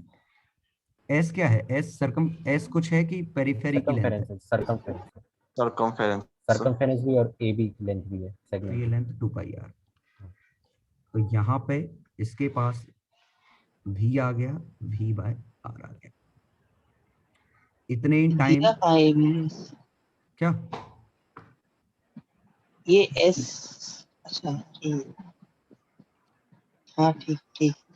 अब लीनियर में डिस्क है क्या ये? डिस्क। तो इसका एक्सीलरेशन कितना था? F/2f/3m। अब एक्सीलरेशन कितना होगा? F/m। तो टाइम टी में जो चेंज आया, टाइम टी में वेलोसिटी v का चेंज आया। तो अब टाइम टी में कितने का चेंज आएगा? 3v/2 का। तो t/2 में चेंज आएगा 3v/4 का। तो यहां वेलोसिटी हो जाएगी 7v/4, है ना? अब देखते हैं क्या क्या पूछा है। Makes 1 rotation in time t/2। ये तो सीधा था, जरूरत ही नहीं थी मुझे इसकी। क्यों? इनिशियली ओमेगा 0, फाइनली ओमेगा, और यहां भी ओमेगा। तो यहां एवरेज सीधे इनिशियल प्लस फाइनल बाय 2 लिख सकते हैं। यहां एवरेज सीधे ओमेगा आ जाएगा क्योंकि कांस्टेंट है। हाँ। तो यहां टाइम पीरियड t है, तो यहां टाइम t/2 लगेगा। बाकी पूछा ही नहीं था, ये मैं फालतू निकाल। तो कुछ आया नहीं। क्या नहीं आया? क्या कर रहे रे?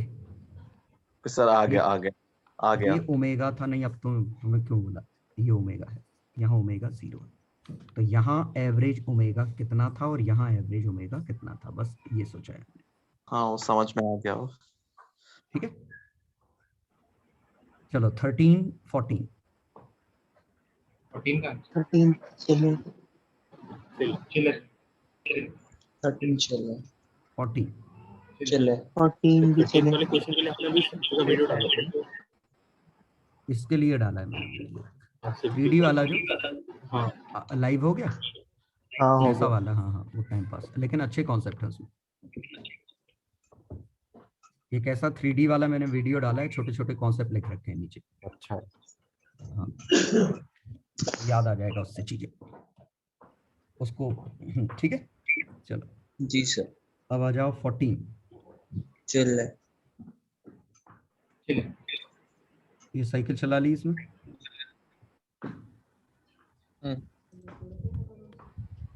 आंसर चेक कर लेना एक बार, है ना? नहीं हो तो अगली क्लास में पूछ लेना।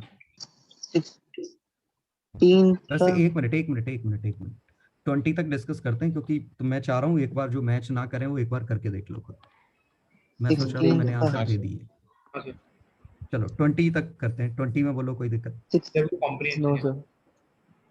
सर 16 का चलिए कॉम्प्रिहेंशन अगली क्लास में डिस्कस कर सर लेंगे। रहने दीजिए, अगली में कर लेंगे। चलो आंसर मिल गया, अब एक बार ट्राई कर लो। ओके। ये वाला सोच लो। चलो मैं सेंटर ऑफ मास वाली कर देता हूँ। हाँ वो कर लीजिए। उसके तो दे दिए थे ना आंसर, हाँ उसमें। हाँ हाँ उसके लिए। ग्रुप पे ही दिए थे। हाँ मैंने फाइल भेज दी फिर से सर। फिर से भेज दी। ये सबसे नीचे सबसे नीचे सबसे नीचे। चलो फर्स्ट और सेकंड में डाउट बताओ। फर्स्ट आया, यस सर सेकंड कॉन्सेप्ट समझ में आ आ गया? गया। क्योंकि इस पे बाहर की तरफ फोर्स लग रहा होगा dm/dt इंटू v। तो ये लैम्डा मतलब म्यू इंटू v, तो 75 इंटू 2.2, और फोर्स इंटू वेलोसिटी ये पावर है। लेकिन जो काइनेटिक एनर्जी ले रहा है वो है हाफ mv²। तो dk/dt है half dm/dt v²। Interesting question है। P/2 यस सर और ये जो पावर ट्रांसफर कर रहे थे हम, वो म्यू v² थी, यस सर। फोर्स म्यू ही था। तो पावर जो हम ट्रांसफर कर रहे हैं वो ज्यादा है, जो ले रहा है वो आधी है, मतलब आधी एनर्जी लॉस हो जा रही है। और सही बात है, काइनेटिक फ्रिक्शन है इनके बीच में। ये गिरते साथ थोड़ी ना वेलोसिटी v ले लिए हैं, कुछ देर स्लिप किए हैं फिर वेलोसिटी v आई होगी, तो आधी एनर्जी लॉस हो गई। तो पहले का आंसर है म्यू ही, दूसरे का म्यू v², तीसरे का हाफ म्यू v²। ठीक, अब आ जाओ क्वेश्चन नंबर 3 पे। चलो चलो आ गया? Yes sir rocket propulsion type का है ना क्वेश्चन? हाँ सर। रॉकेट वाला हाँ ही ये है। वही है। फोर्थ भैया भैया सीधे। फोर्थ भी रॉकेट वाला है। पॉइंट की हो रहा है फोर्थ आ नहीं रहा। पॉइंट नहीं सही हाँ है। सर मैं पॉइंटेड आया था सर। पॉइंटेड आ रहा है पॉइंटेड। पॉइंटेड आया था। देखो 80 आ रहा है, 188, 0.55 जा रहा था। ये 188 इंटू v रिलेटिव। तो ये फोर्स एक ऊपर आ गया,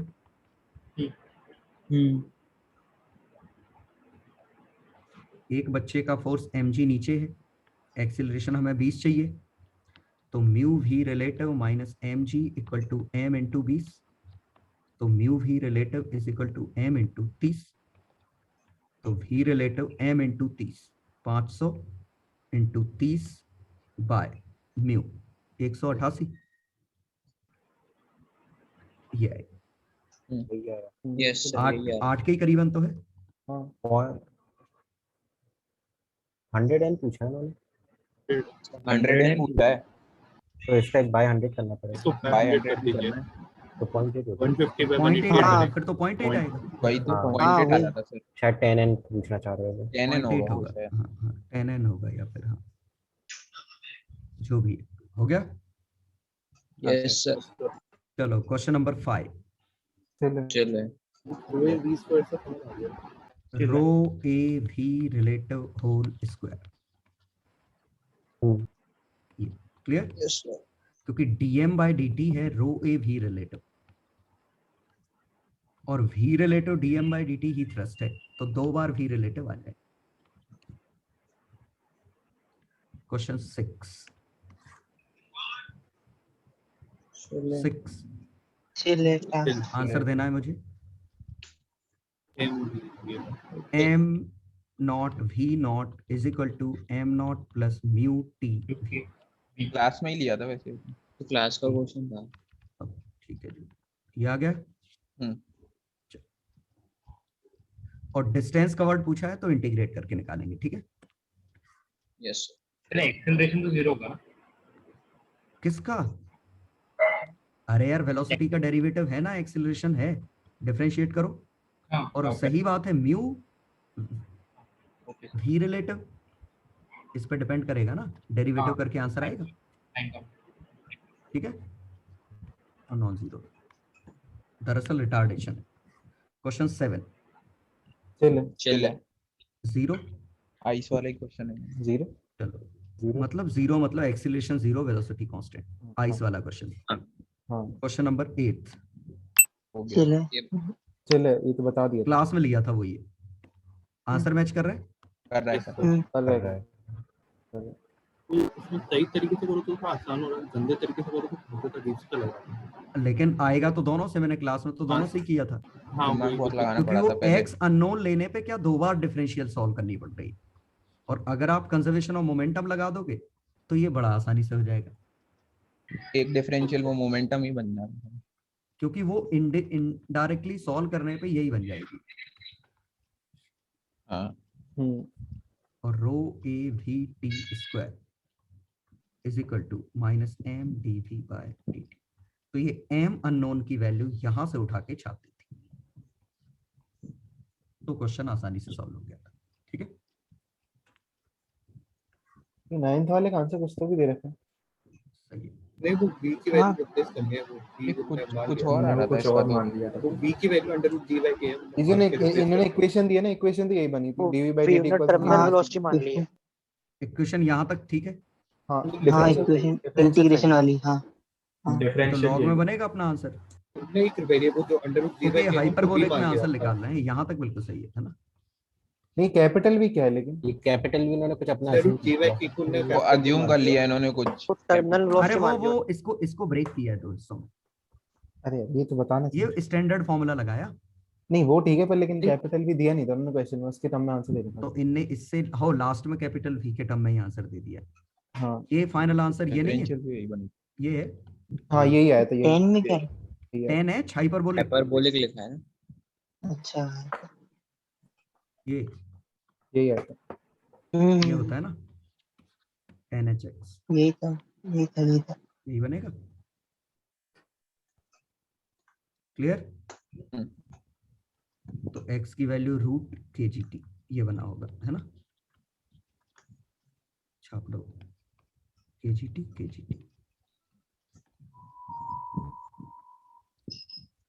ओवरऑल कॉन्सेप्ट बड़ा आसान है, इसको सॉल्व करना है, फिर कंपोनेंट डिविडेंड लगा के भी एलिमिनेट कर दी। चलो 10th, इसमें ये आपने बताया था बहुत उसी last गंदा time। बन रहा था। ये एक बार बता दो। Mass at rate lambda R square, तो इसका मास, इसकी रेडियस r है। r क्या है? किसी भी समय पे रेडियस, तो इनिशियली a है, किसी भी समय इसकी रेडियस r है। तो ये मास dm डिपॉजिट हुआ रो इंटू 4πr² dr। ठीक है, तो इस पे थ्रस्ट जो आया v रिलेटिव dm/dt, इसकी वेलोसिटी हमने मानी v, dm/dt rho into 4πr² dr/dt, ये थ्रस्ट है m dv/dt। m को क्या लिखा हमने? 4/3πr³ रो। झल रहा है कुछ? तो यहां से रो कट गया, 4π कट गया, mg भी है। हाँ अरे यार, हाँ चलो mg minus v relative dm/dt, m dv/dt, बस m की वैल्यू छाप दो, πr³ minus v 4πr² dr/dt 4/3πr³ रो dv/dt। तो 4/3πr³ छाप दिया, तो g minus v 4/3 3v/r dr/dt is equal to dv/dt। First order बन गई, फर्स्ट ऑर्डर टाइप की बन गई ना।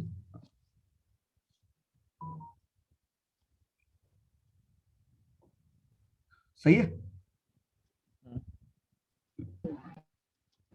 आंसर में यू क्या है? आंसर किसी और के टर्म में देख लो, आर निकालना है ना अपन को। लैम्डा को शायद म्यू मान लिया है।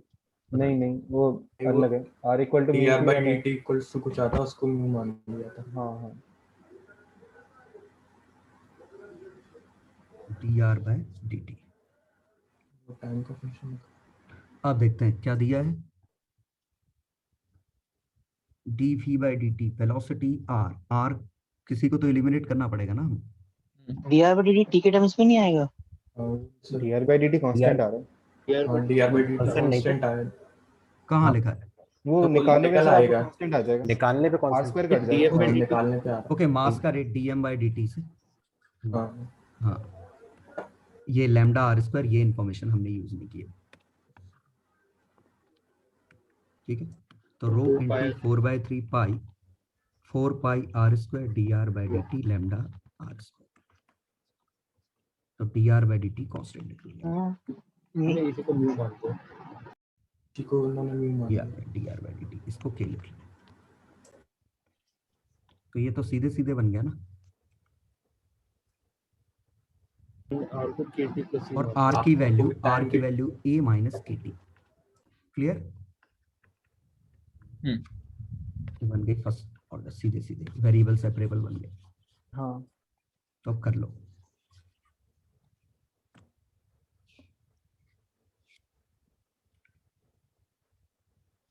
अगले पे आओ। सर ये अगला वाला जो है, इसमें बैलून GT कौन, नहीं आ ये रहा था। कांस्टेंट मास m, यही। हाँ ये बता दो, इसमें GT नहीं आ रहा था।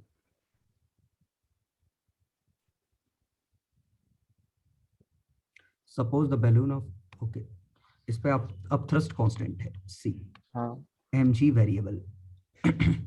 इनिशियली तो m प्लस m नॉट हो जाएगा ना c की वैल्यू। हाँ, तो इसका अगर v है तो इस पे एक थ्रस्ट लग रहा है v dm/dt, एक mg एक्सीलरेशन। तो c minus mg initial equilibrium में है ना। हाँ कहाँ लिखा? वो लिखा है सेकंड लाइन में। ओके, लिखा। तो c की वैल्यू स्मॉल mg, मतलब इनिशियल इक्विलिब्रियम में छोड़ो।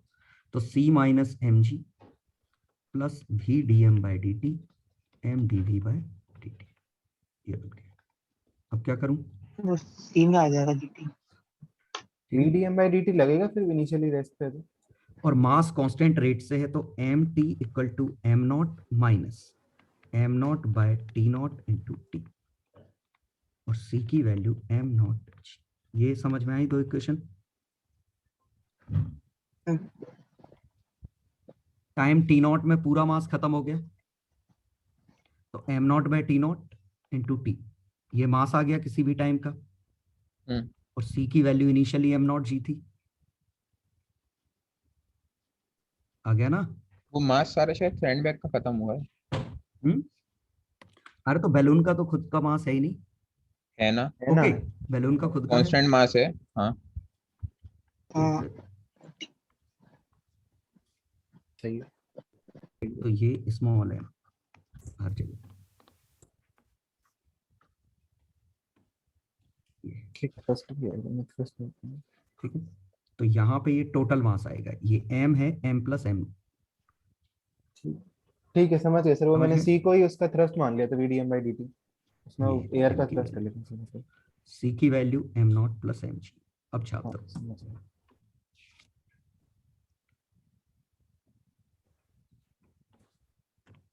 नेक्स्ट 12th हो गया। चलो 13th। इसका सेकंड वाले पार्ट का 0 होगा ना? 13th का 13 सॉरी 14। 13 में कोई दिक्कत, पहले ये बताओ। नहीं चलो। मैथ्स के क्वेश्चन थे पूरे 14। हाँ इसका सेकंड पार्ट, इसके सेकंड पार्ट का वाला। 0 होगा ना? फर्स्ट का सेकंड कहाँ है, इसमें सेकंड पार्ट है ही नहीं। नीचे find F needed to force pull with needed to constant pull। Speed. Okay पहले तो टेंशन आई x पे, तो टेंशन कितनी हो गई, L minus x upon x into हाँ ये टेंशन आ गई। F needed to pull the rope with constant speed,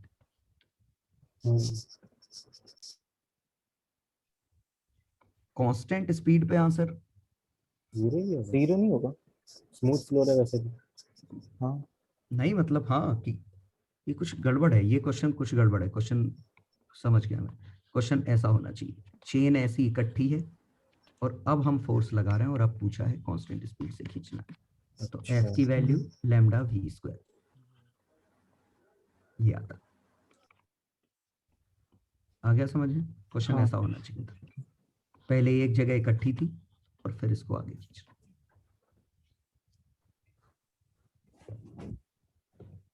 चलो 15th, इसका डायग्राम नहीं दिया। डायग्राम नहीं है, जरूरत नहीं है, जरूरत नहीं। बॉम्बे वाला नहीं है। ऐसा है, ये इलास्टिक रबर है, मतलब ऊपर स्प्रिंग। अब ये चेन या रॉड है, SHM का क्वेश्चन। तो यहाँ पे इनिशियली नेचुरल लेंथ से एक्सटेंशन रहा होगा कितना, mg/k का। अगर मैंने इसको कहीं से काट दिया, तो ये x से अगर मैंने कट मार दी, तो नेचुरल लेंथ हमारी हो जाएगी नई। समझ गए? तो अभी यहाँ पे वेलोसिटी 0 है, तो ये हमारी अभी की मीन पोजीशन है। लेकिन ज्यों ही आप काट दोगे, न्यू मीन पोजीशन कहीं और होगी, तो ये x नॉट का शिफ्ट आ जाएगा मीन पोजीशन में, और x नॉट की वैल्यू मास में कितना लॉस हुआ, lambda x g by k, ये x नॉट है, और जितना नीचे उतना ऊपर, तो आंसर पहले का आएगा L/2, और दूसरे का टू टच द सीलिंग। अब टच द सीलिंग को हमें फिर वापस से रस्सी मारनी पड़ेगी। आया समझ में कुछ क्या था ये क्वेश्चन? क्वेश्चन सीधे ऐसा था, ये क्वेश्चन, और इसको जब हम कट कर देते हैं, कट करते हैं तो SHM करता है। हाँ तो यही क्वेश्चन है, सेम आंसर दोनों सही दिए। ओके, एक बार ट्राई कर लो, क्वेश्चन ऐसे सोचोगे समझ में आ जाएगा। ठीक है, SHM का क्वेश्चन है वैसे। 16th, ये बता दीजिए। पहले शायद ऐसा था, हाँ हाँ अब यहां से जब हम छोड़ेंगे ये ऐसा होगा, तो ये अगर x जाएगा तो ये x/2 जाएगा। क्लियर? इसके पास अगर वेलोसिटी v आएगी, तो यहां से जो मास यहाँ ट्रांसफर हो रहा है, तो फोर्स इस पे बचे हुए लेफ्ट साइड का जो फ्री बॉडी डायग्राम बनेगा, टेंशन T mg और लैम्डा v स्क्वायर, ये बनता। मास कितना है इसका, lambda L/2 x/2 g plus lambda की जगह dm/dt v स्क्वायर से, dm/dt v रिलेटिव, और dm/dt की वैल्यू लैम्डा x/2 है।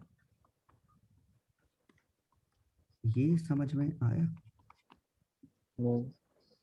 हाँ ठीक है। dm/dt lambda v/2। कैसे इसमें वो रो नहीं दिया मास पर यूनिट लेंथ?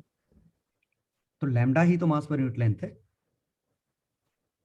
अच्छा ठीक है, dm/dt मैंने लैम्डा ही बाद में देखेंगे उसको, रो इनटू एरिया वेरिया कुछ लिखेंगे।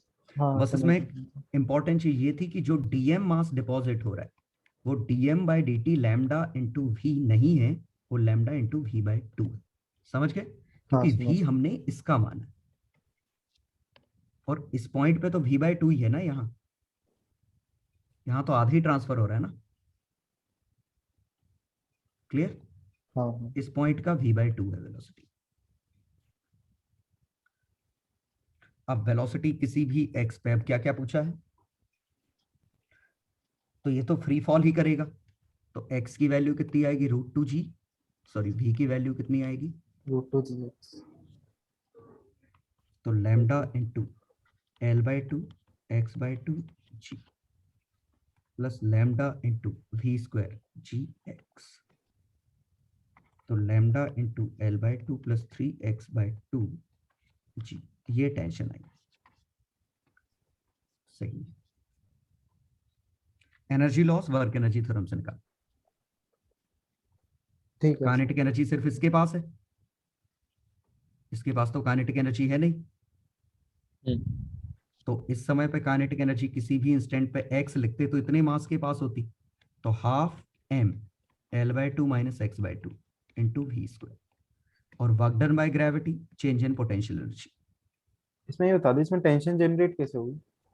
क्यों, ये धक्का मार रहा है ना इसको, ये खिंच नहीं रहा है, इसके पास वेलोसिटी थी, अब नहीं है, अब नहीं। तो यहाँ v/2 थी और एकदम से v/2 खत्म हो गई, या v खत्म हो गई, जो भी मानो। लेकिन वो पुशिंग फोर्स ट्रांसफर होता है इसमें, चेन है। अरे इसमें तो पुल आएगा, इसमें पुल आएगा, इसमें पुश आएगा, तो ठीक है, यहाँ ट्रांसफर नहीं हुआ ना right side, left side dm/dt हो जाएगा सीधे। घर पे चेन है, ऐसे हाथ से छोड़ के देखना, तुम्हें हाथ पे वेट आएगा, यहाँ एक्स्ट्रा फोर्स फील होगा, वो फील तो होता है। इस पे पुल, इस पे पुश, ये सोचो, और गलती ये कर रहे होगे, हाँ वही वी ले रहे होगे। 17 काफी अच्छा क्वेश्चन, आंसर दिया नहीं है, तो इस पे अगर हम वेलोसिटी v माने, ये x है, तो इस पे लैम्डा इंटू v स्क्वायर ये आएगा, क्योंकि dm/dt into v, dm/dt lambda v, एक mg आएगा, एक्सीलरेशन इधर,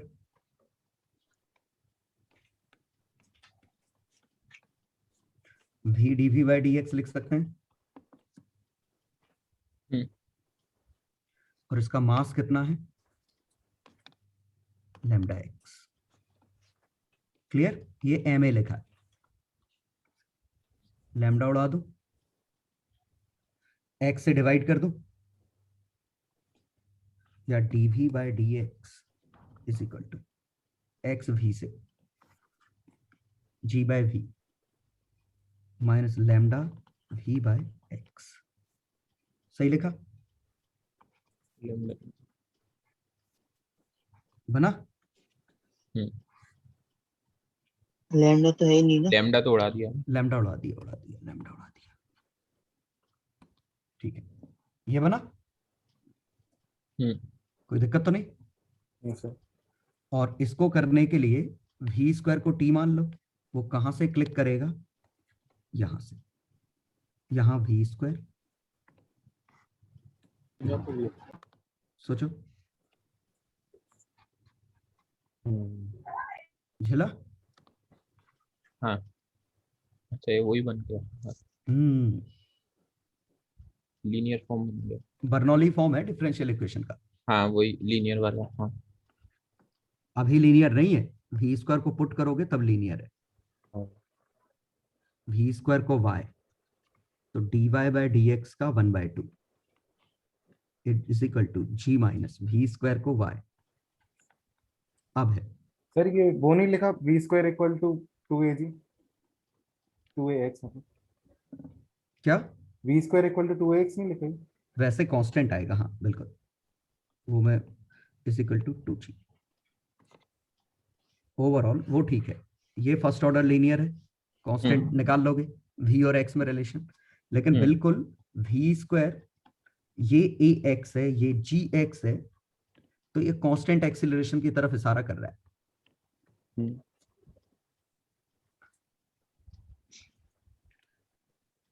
कांस्टेंट एक्सीलरेशन आ रहा है ना? मतलब a plus g into x आ रहा है v स्क्वायर। लेकिन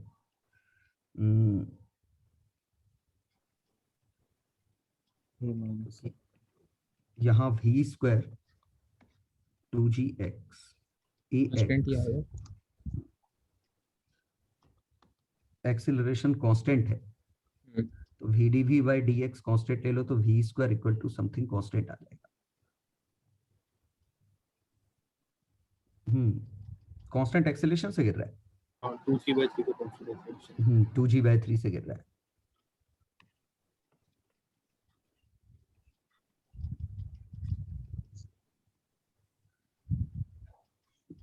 कांस्टेंट आया, एक्सीलरेशन कांस्टेंट निकला। वो इत्तेफाक है कि वो फिगर ऐसा बन गया, वो डिफरेंशियल सादा वाला डिफरेंशियल बन गया। g/3 है g/3 की 2g/3।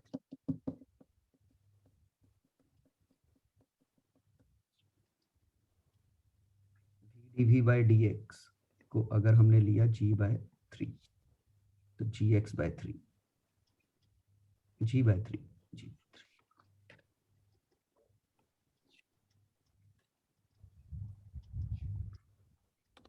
मतलब v स्क्वायर को 2g/3x मान लो, ये कह रहा है। तो ये इसको सॉल्यूशन सेटिस्फाई कर रहा है। वो तो वर्क एनर्जी से हो जाएगा ना? हाँ, लेकिन हम, ये तो फोर्स वेरिएबल था ना, वर्क एनर्जी से कहाँ से हो जाएगा? इसका वर्क कैसे पता चलेगा? हाँ ठीक है। वो इत्तेफाक है कि कांस्टेंट निकला है, ये डिफरेंशियल बनी है। हाँ ठीक है। और इसको सॉल्व करने पे वेलोसिटी आई 2g/3x, ये बना।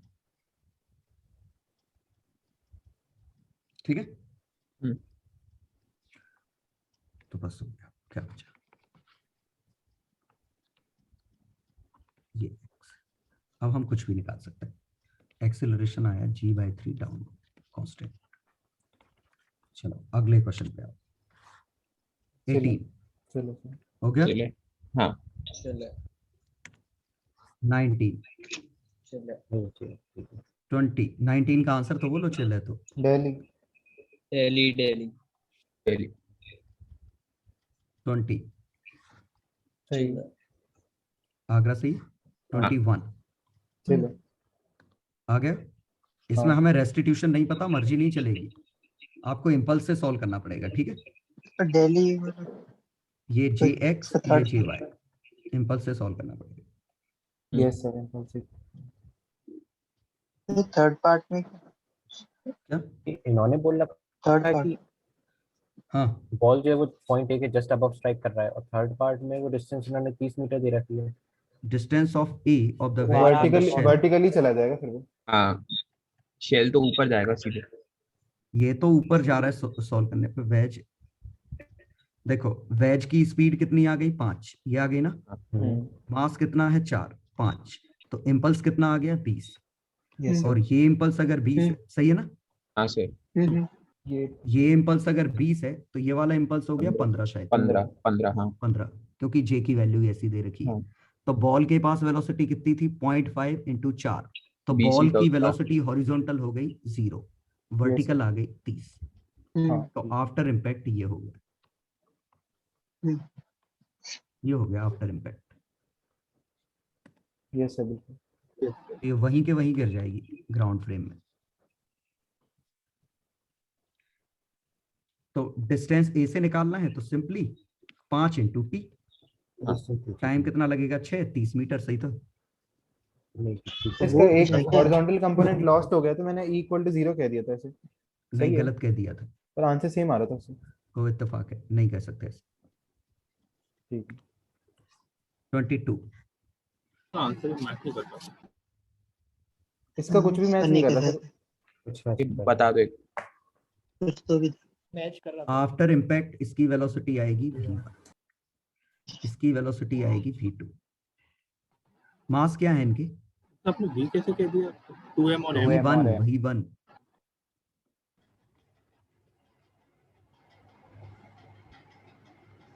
इसकी वेलोसिटी मान लेते हैं v2। ये कॉमन नॉर्मल है। एंगल कॉमन शायद नॉर्मल 30 क्या डिग्री। बोलते निकाल देते और फिर जो वॉल्स वाली साइड उस साइड लॉस करा देते। हाँ उस साइड कंपोनेंट ले लिया था। तो ये आएगा, है ना? अब क्या करना है अपन को? सर ये कोएफिशिएंट ऑफ रेस्टिट्यूशन है 1/2। Speed of hemisphere after collision. तो हॉरिजॉन्टल में मोमेंटम कंजर्व्ड है, एक इक्वेशन, और दूसरी इक्वेशन इस डायरेक्शन में अप्रोच सेपरेशन। तो उससे किससे आ निकाल रहे थे, रहे मैच कर रहे हैं, v2 cos 30 आ रहे हैं। और v1।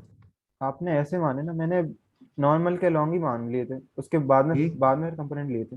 दूसरा कंजर्वेशन ऑफ मोमेंटम।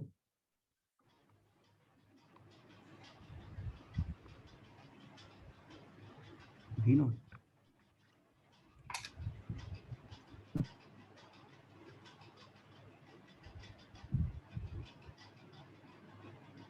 तो ये अप्रोच 2v2 सेपरेशन के लिए दोनों के कॉल। हाँ अच्छा ठीक है ब्रैकेट लगा दिया ब्रैकेट। यहाँ v1 minus v2 is equal to v0 by √3। ये हत्यारा बन गया, ये तो √3 आ गया। सर वो v0 का भी तो वो वाला कंपोनेंट आएगा, मतलब वो अलोंग ओके, नॉर्मल v0 का भी तो cos 30 हाँ। था। ओके, बच गया। अब कट जाएगा ना फर्स्ट।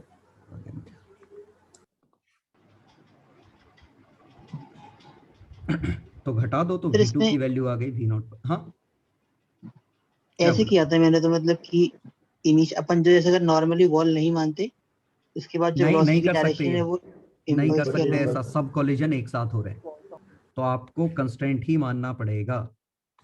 मतलब कंस्ट्रेंट कैसा? कि सभी का मिक्स्ड कंस्ट्रेंट ये है कि इधर जाएगा, सभी का मिक्स कंस्ट्रेंट है कि ये इधर जाएगा। ये v1, ये v2, ये 30 डिग्री से अप्रोच, और बाद एक में आएगा लॉस नहीं करा approach। सकते। इसका अप्रोच सेपरेशन लगा चुके हैं। इसका हॉरिजॉन्टल मानना मतलब इसका कंस्ट्रेंट लगा दिया। इसका हॉरिजॉन्टल मानना मतलब नीचे के ग्राउंड का भी कंस्ट्रेंट लगा दिया। तो सिर्फ पहला वाला एक कंस्ट्रेंट बचा है, ये वाला। सिर्फ एक कंस्ट्रेंट बचा है, ये वाला। वॉल का कंस्ट्रेंट बाद में लगा दे तो नहीं, सब कोलिजन एक साथ हो रहे हैं, इम्पैक्ट एक साथ हो रहे हैं, 2 इंस्टॉलमेंट में नहीं कर सकते। नहीं कर सकते, एक साथ ही सब कुछ लेना पड़ेगा। ये बताओ, इस तरह के क्वेश्चन ये जब गिरा था तो उसको थोड़ी मान लिया था कि पहले ये निकाल लो फिर एक कंपोनेंट लूज कर दो। गलत आएगा उससे। इस क्वेश्चन में भी यही किया। अभी नहीं कर रहा है। हाँ तो नहीं करेगा। ओके, जितने इम्पैक्ट है सब एक साथ लगेंगे। ठीक है, समझ गया। इंस्टॉलमेंट में सॉल्व नहीं होगा कभी। ठीक है। अगर इम्पैक्ट एक साथ है तो सबका कंस्टेंट एक साथ लगेगा।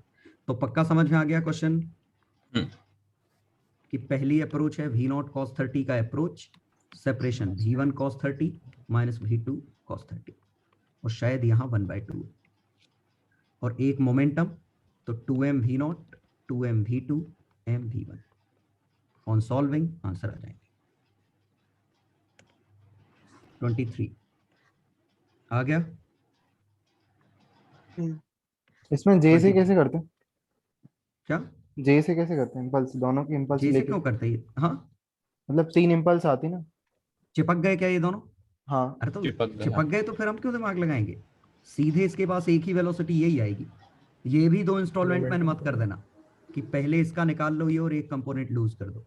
आपको फाइनली एक ही माननी है, और सिर्फ हॉरिजॉन्टल में मोमेंटम कंजर्व है।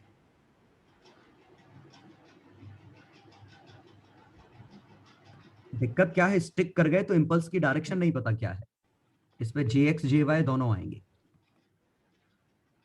क्योंकि स्टिक कर गए तो फ्रिक्शन भी शायद रहा होगा अच्छा खासा जिसने चिपका लिया है, तो टेंजेंशियल इंपल्स भी है, नॉर्मल भी है। ठीक है। तो जब भी कोई चीज स्टिक कर जाएगी, इम्बेड कर जाएगी, इंपल्स की डायरेक्शन नहीं पता होगी। समझ गए, सीधे हमने ये किया। ठीक है, समझ। हॉरिजॉन्टल में मोमेंटम कंजर्व कर दो, सीधे आंसर। ठीक है। 24 वंस अगेन, दो बार में नहीं कर सकते कि पहले इसका निकाल लो और वर्टिकल लूज कर दो। आ गया समझ में क्या कह रहा हूँ? कि आप अगर इस क्वेश्चन को ऐसे सोचें कि इसके पास V0 है, नॉर्मली गिर रहा है, E की वैल्यू 1 है, तो आप इसको ऐसे कर लें कि पहले इसको रोक दिया और इसको हमने वैल्यू दे दी V0 और ये रुक चुका है। और अब हमने क्या किया, अब टेंशन का रोल आएगा तो इसके वर्टिकल को लूज कर देगा, हॉरिजॉन्टल बचेगा, तो V0 cos थीटा सीधे आंसर आ जाएगा। नहीं, आंसर गलत है, गलत है। आपको इसको 2 इंस्टॉलमेंट में ही करना पड़ेगा। कैसे? ये जो माना इसको हम मानेंगे V इधर, इसका मानेंगे U इधर। क्लियर? अब हमारे पास एक हॉरिजॉन्टल मोमेंटम चिपक रहा है वो उससे। अरे नया क्वेश्चन बनाया मैंने। अच्छा अच्छा, ठीक है ठीक है।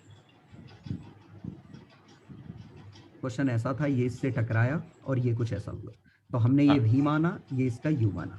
क्लियर? अब एक अप्रोच सेपरेशन, एक कंजर्वेशन ऑफ मोमेंटम, खत्म खेल।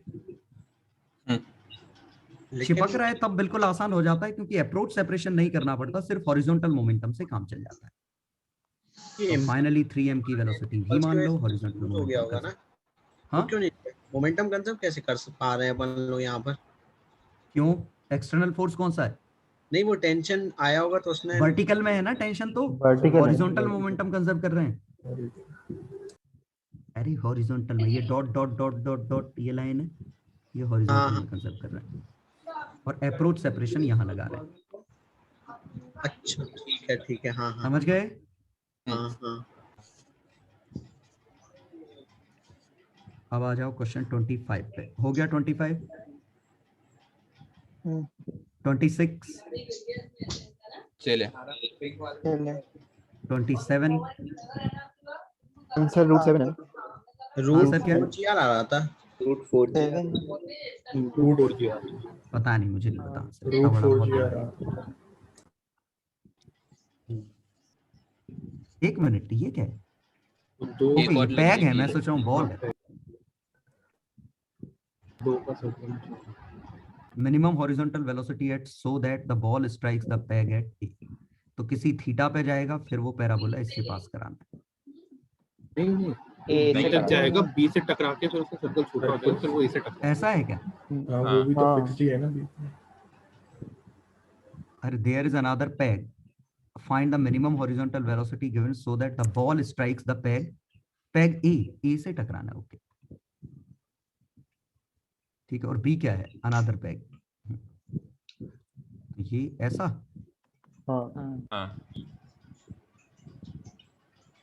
बी तक के सर्कुलर मोशन कंडीशन लगा देगा तो बी के बाद सर्कुलर मोशन होगी, तो हमें सर्कल में कंप्लीट कराना ही पड़ेगा, तब जाके इससे टकराएगा, है ना? तो ये हमें यहाँ पे कांटेक्ट अगर छोड़, और इसके बाद ये ऐसा है ना?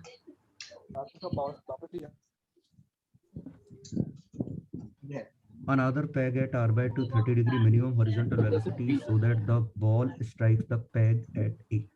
तो यहाँ से हमें सर्कल कंप्लीट कराना है, सीधी बात ये। यहाँ से सर्कल कंप्लीट कराना है, और यहाँ से सर्कल कंप्लीट कराने की कंडीशन क्या हो गई बी पे? तो यहाँ पे इसकी वेलोसिटी कितनी हो गई, ये हमें सोचना पड़ेगा। यहाँ पे हमें रूट जी L/2 चाहिए, है ना? ये L/2 है, ये L/2 है, ये 30 डिग्री है, सही है? तो यहाँ पे वेलोसिटी कितनी चाहिए? तो ये L/2, तो वेलोसिटी GL चाहिए। GL समझ में आया कि 3GL L/2? ये गलत लिखा है। ये चाहिए हमें GL/2 प्लस GL, नहीं ये L/4 है शायद, है ना, सही लिखा था। तो ये वेलोसिटी चाहिए √GL, और यहाँ वेलोसिटी √GL चाहिए, तो स्यूडो mg नहीं सिलेक्ट करेगा, कोई दिक्कत नहीं। तो यहाँ पे स्पीड हमें कितनी चाहिए, तो L और L/2। बड़ा वाला सर्कल है क्या, कि पहले तो बड़ा वाला सर्कल है। हाँ तो बड़ा वाला सर्कल है ना ये, तो बड़ा वाला सर्कल अब हम लगाएंगे ना, कितना है, तो ये L/2 प्लस L, तो 3GL यहाँ से, ये तो 4GL है यहाँ से, 4GL है। वर्क एनर्जी थ्योरम लगा दी, सीधी बात। ये यहाँ से यहाँ गया, आधा सर्कल आया, तो इस आधे सर्कल के लिए हमने कंडीशन लगा दी यहाँ टॉप तक पहुंचने। तो इससे पहले हमने ये स्पीड निकाल ली, ये √GL आई, और इससे हमने फिर बड़े सर्कल से निकाली इसकी स्पीड। ठीक है, ठीक है, कर लेना आंसर √4GL। चलो अगला 28। चलो सेंटर ऑफ मास के फ्रेम में सॉल्व करना पड़ेगा, हाँ यस सर। क्योंकि सेंटर ऑफ मास को स्टॉप करो तो इसके पास 2v/3, इसके पास v/3, वो बाइनरी स्टार सिस्टम बन गया था। सेंट्रीपिटल, बिल्कुल। 29 चलो conservation of momentum, conservation of energy. 30 हो गया, चलो 31-2, चलो हो गए थे। 33। ये आंसर सही है ना? आंसर सही होंगे पक्का। ठीक है, ऐसे ही कर देते हैं, double वैसे ही कर response। दिया था तो उससे गलत आ रहा था। तो एक बार कर लो, हाँ मैं बस वो बना दे रहा हूँ, चित्र बना दे रहा हूँ। ये ऐसे गिरेगा, ये 30 डिग्री है ना, इसके पास वेलोसिटी पक्का इधर होगी v1, इसके पास वेलोसिटी एक इधर होगी, रेस्टिट्यूशन वगैरह जो भी दिया है एक इधर होगी। वैसे ये नॉर्मल ही टकरा रहा है ना, तो एक ही होगी। ये समझ आया इसकी वेलोसिटी v2 डायरेक्ट कैसे लेंगे? हाँ, क्योंकि मास सेम है और नहीं, equals ये है। टकराया कैसे, सीधे टकराया। ओके, सीधे टकराया, सॉरी। इनिशियल वेलोसिटी थी उसके पास, इनिशियल वेलोसिटी थी, तो हम क्या तो कर नीचे आ सकते हैं गया। कि इसके पास दो कंपोनेंट ले सकते हैं, एक कंपोनेंट टेंजेंशियल, एक नॉर्मल ले सकते हैं। नॉर्मल वाला लीव हो जाएगा। तो नॉर्मल वाला कंपोनेंट हम पलट देंगे, ठीक है, मतलब कुछ भी मान लो, टेंजेंशियल वाला कंजर्व रहेगा, v2 v3, और v3 अभी भी ये है। आ गया समझ में? तो अननोन क्या बचे, v1 और v2 दो अननोन है, एक हॉरिजॉन्टल मोमेंटम, एक इंपल्स, अप्रोच सेपरेशन, दो इक्वेशन, दो वेरिएबल आंसर। तो एक बार ट्राई जरूर करना है इसको, ठीक है, आज ही करके देख लेना अभी। चलो, तो रोटेशन का लेक्चर 1 लेक्चर 2 देखना है, और शीट बची हुई करनी है रिमेनिंग, ठीक है। कब तक करनी है? परसों तक की कल शाम तक। वही पूछ रहा हूँ, कल शाम तक या परसों तक? बाकी में लोड कितना है इस पर डिपेंड करेगा।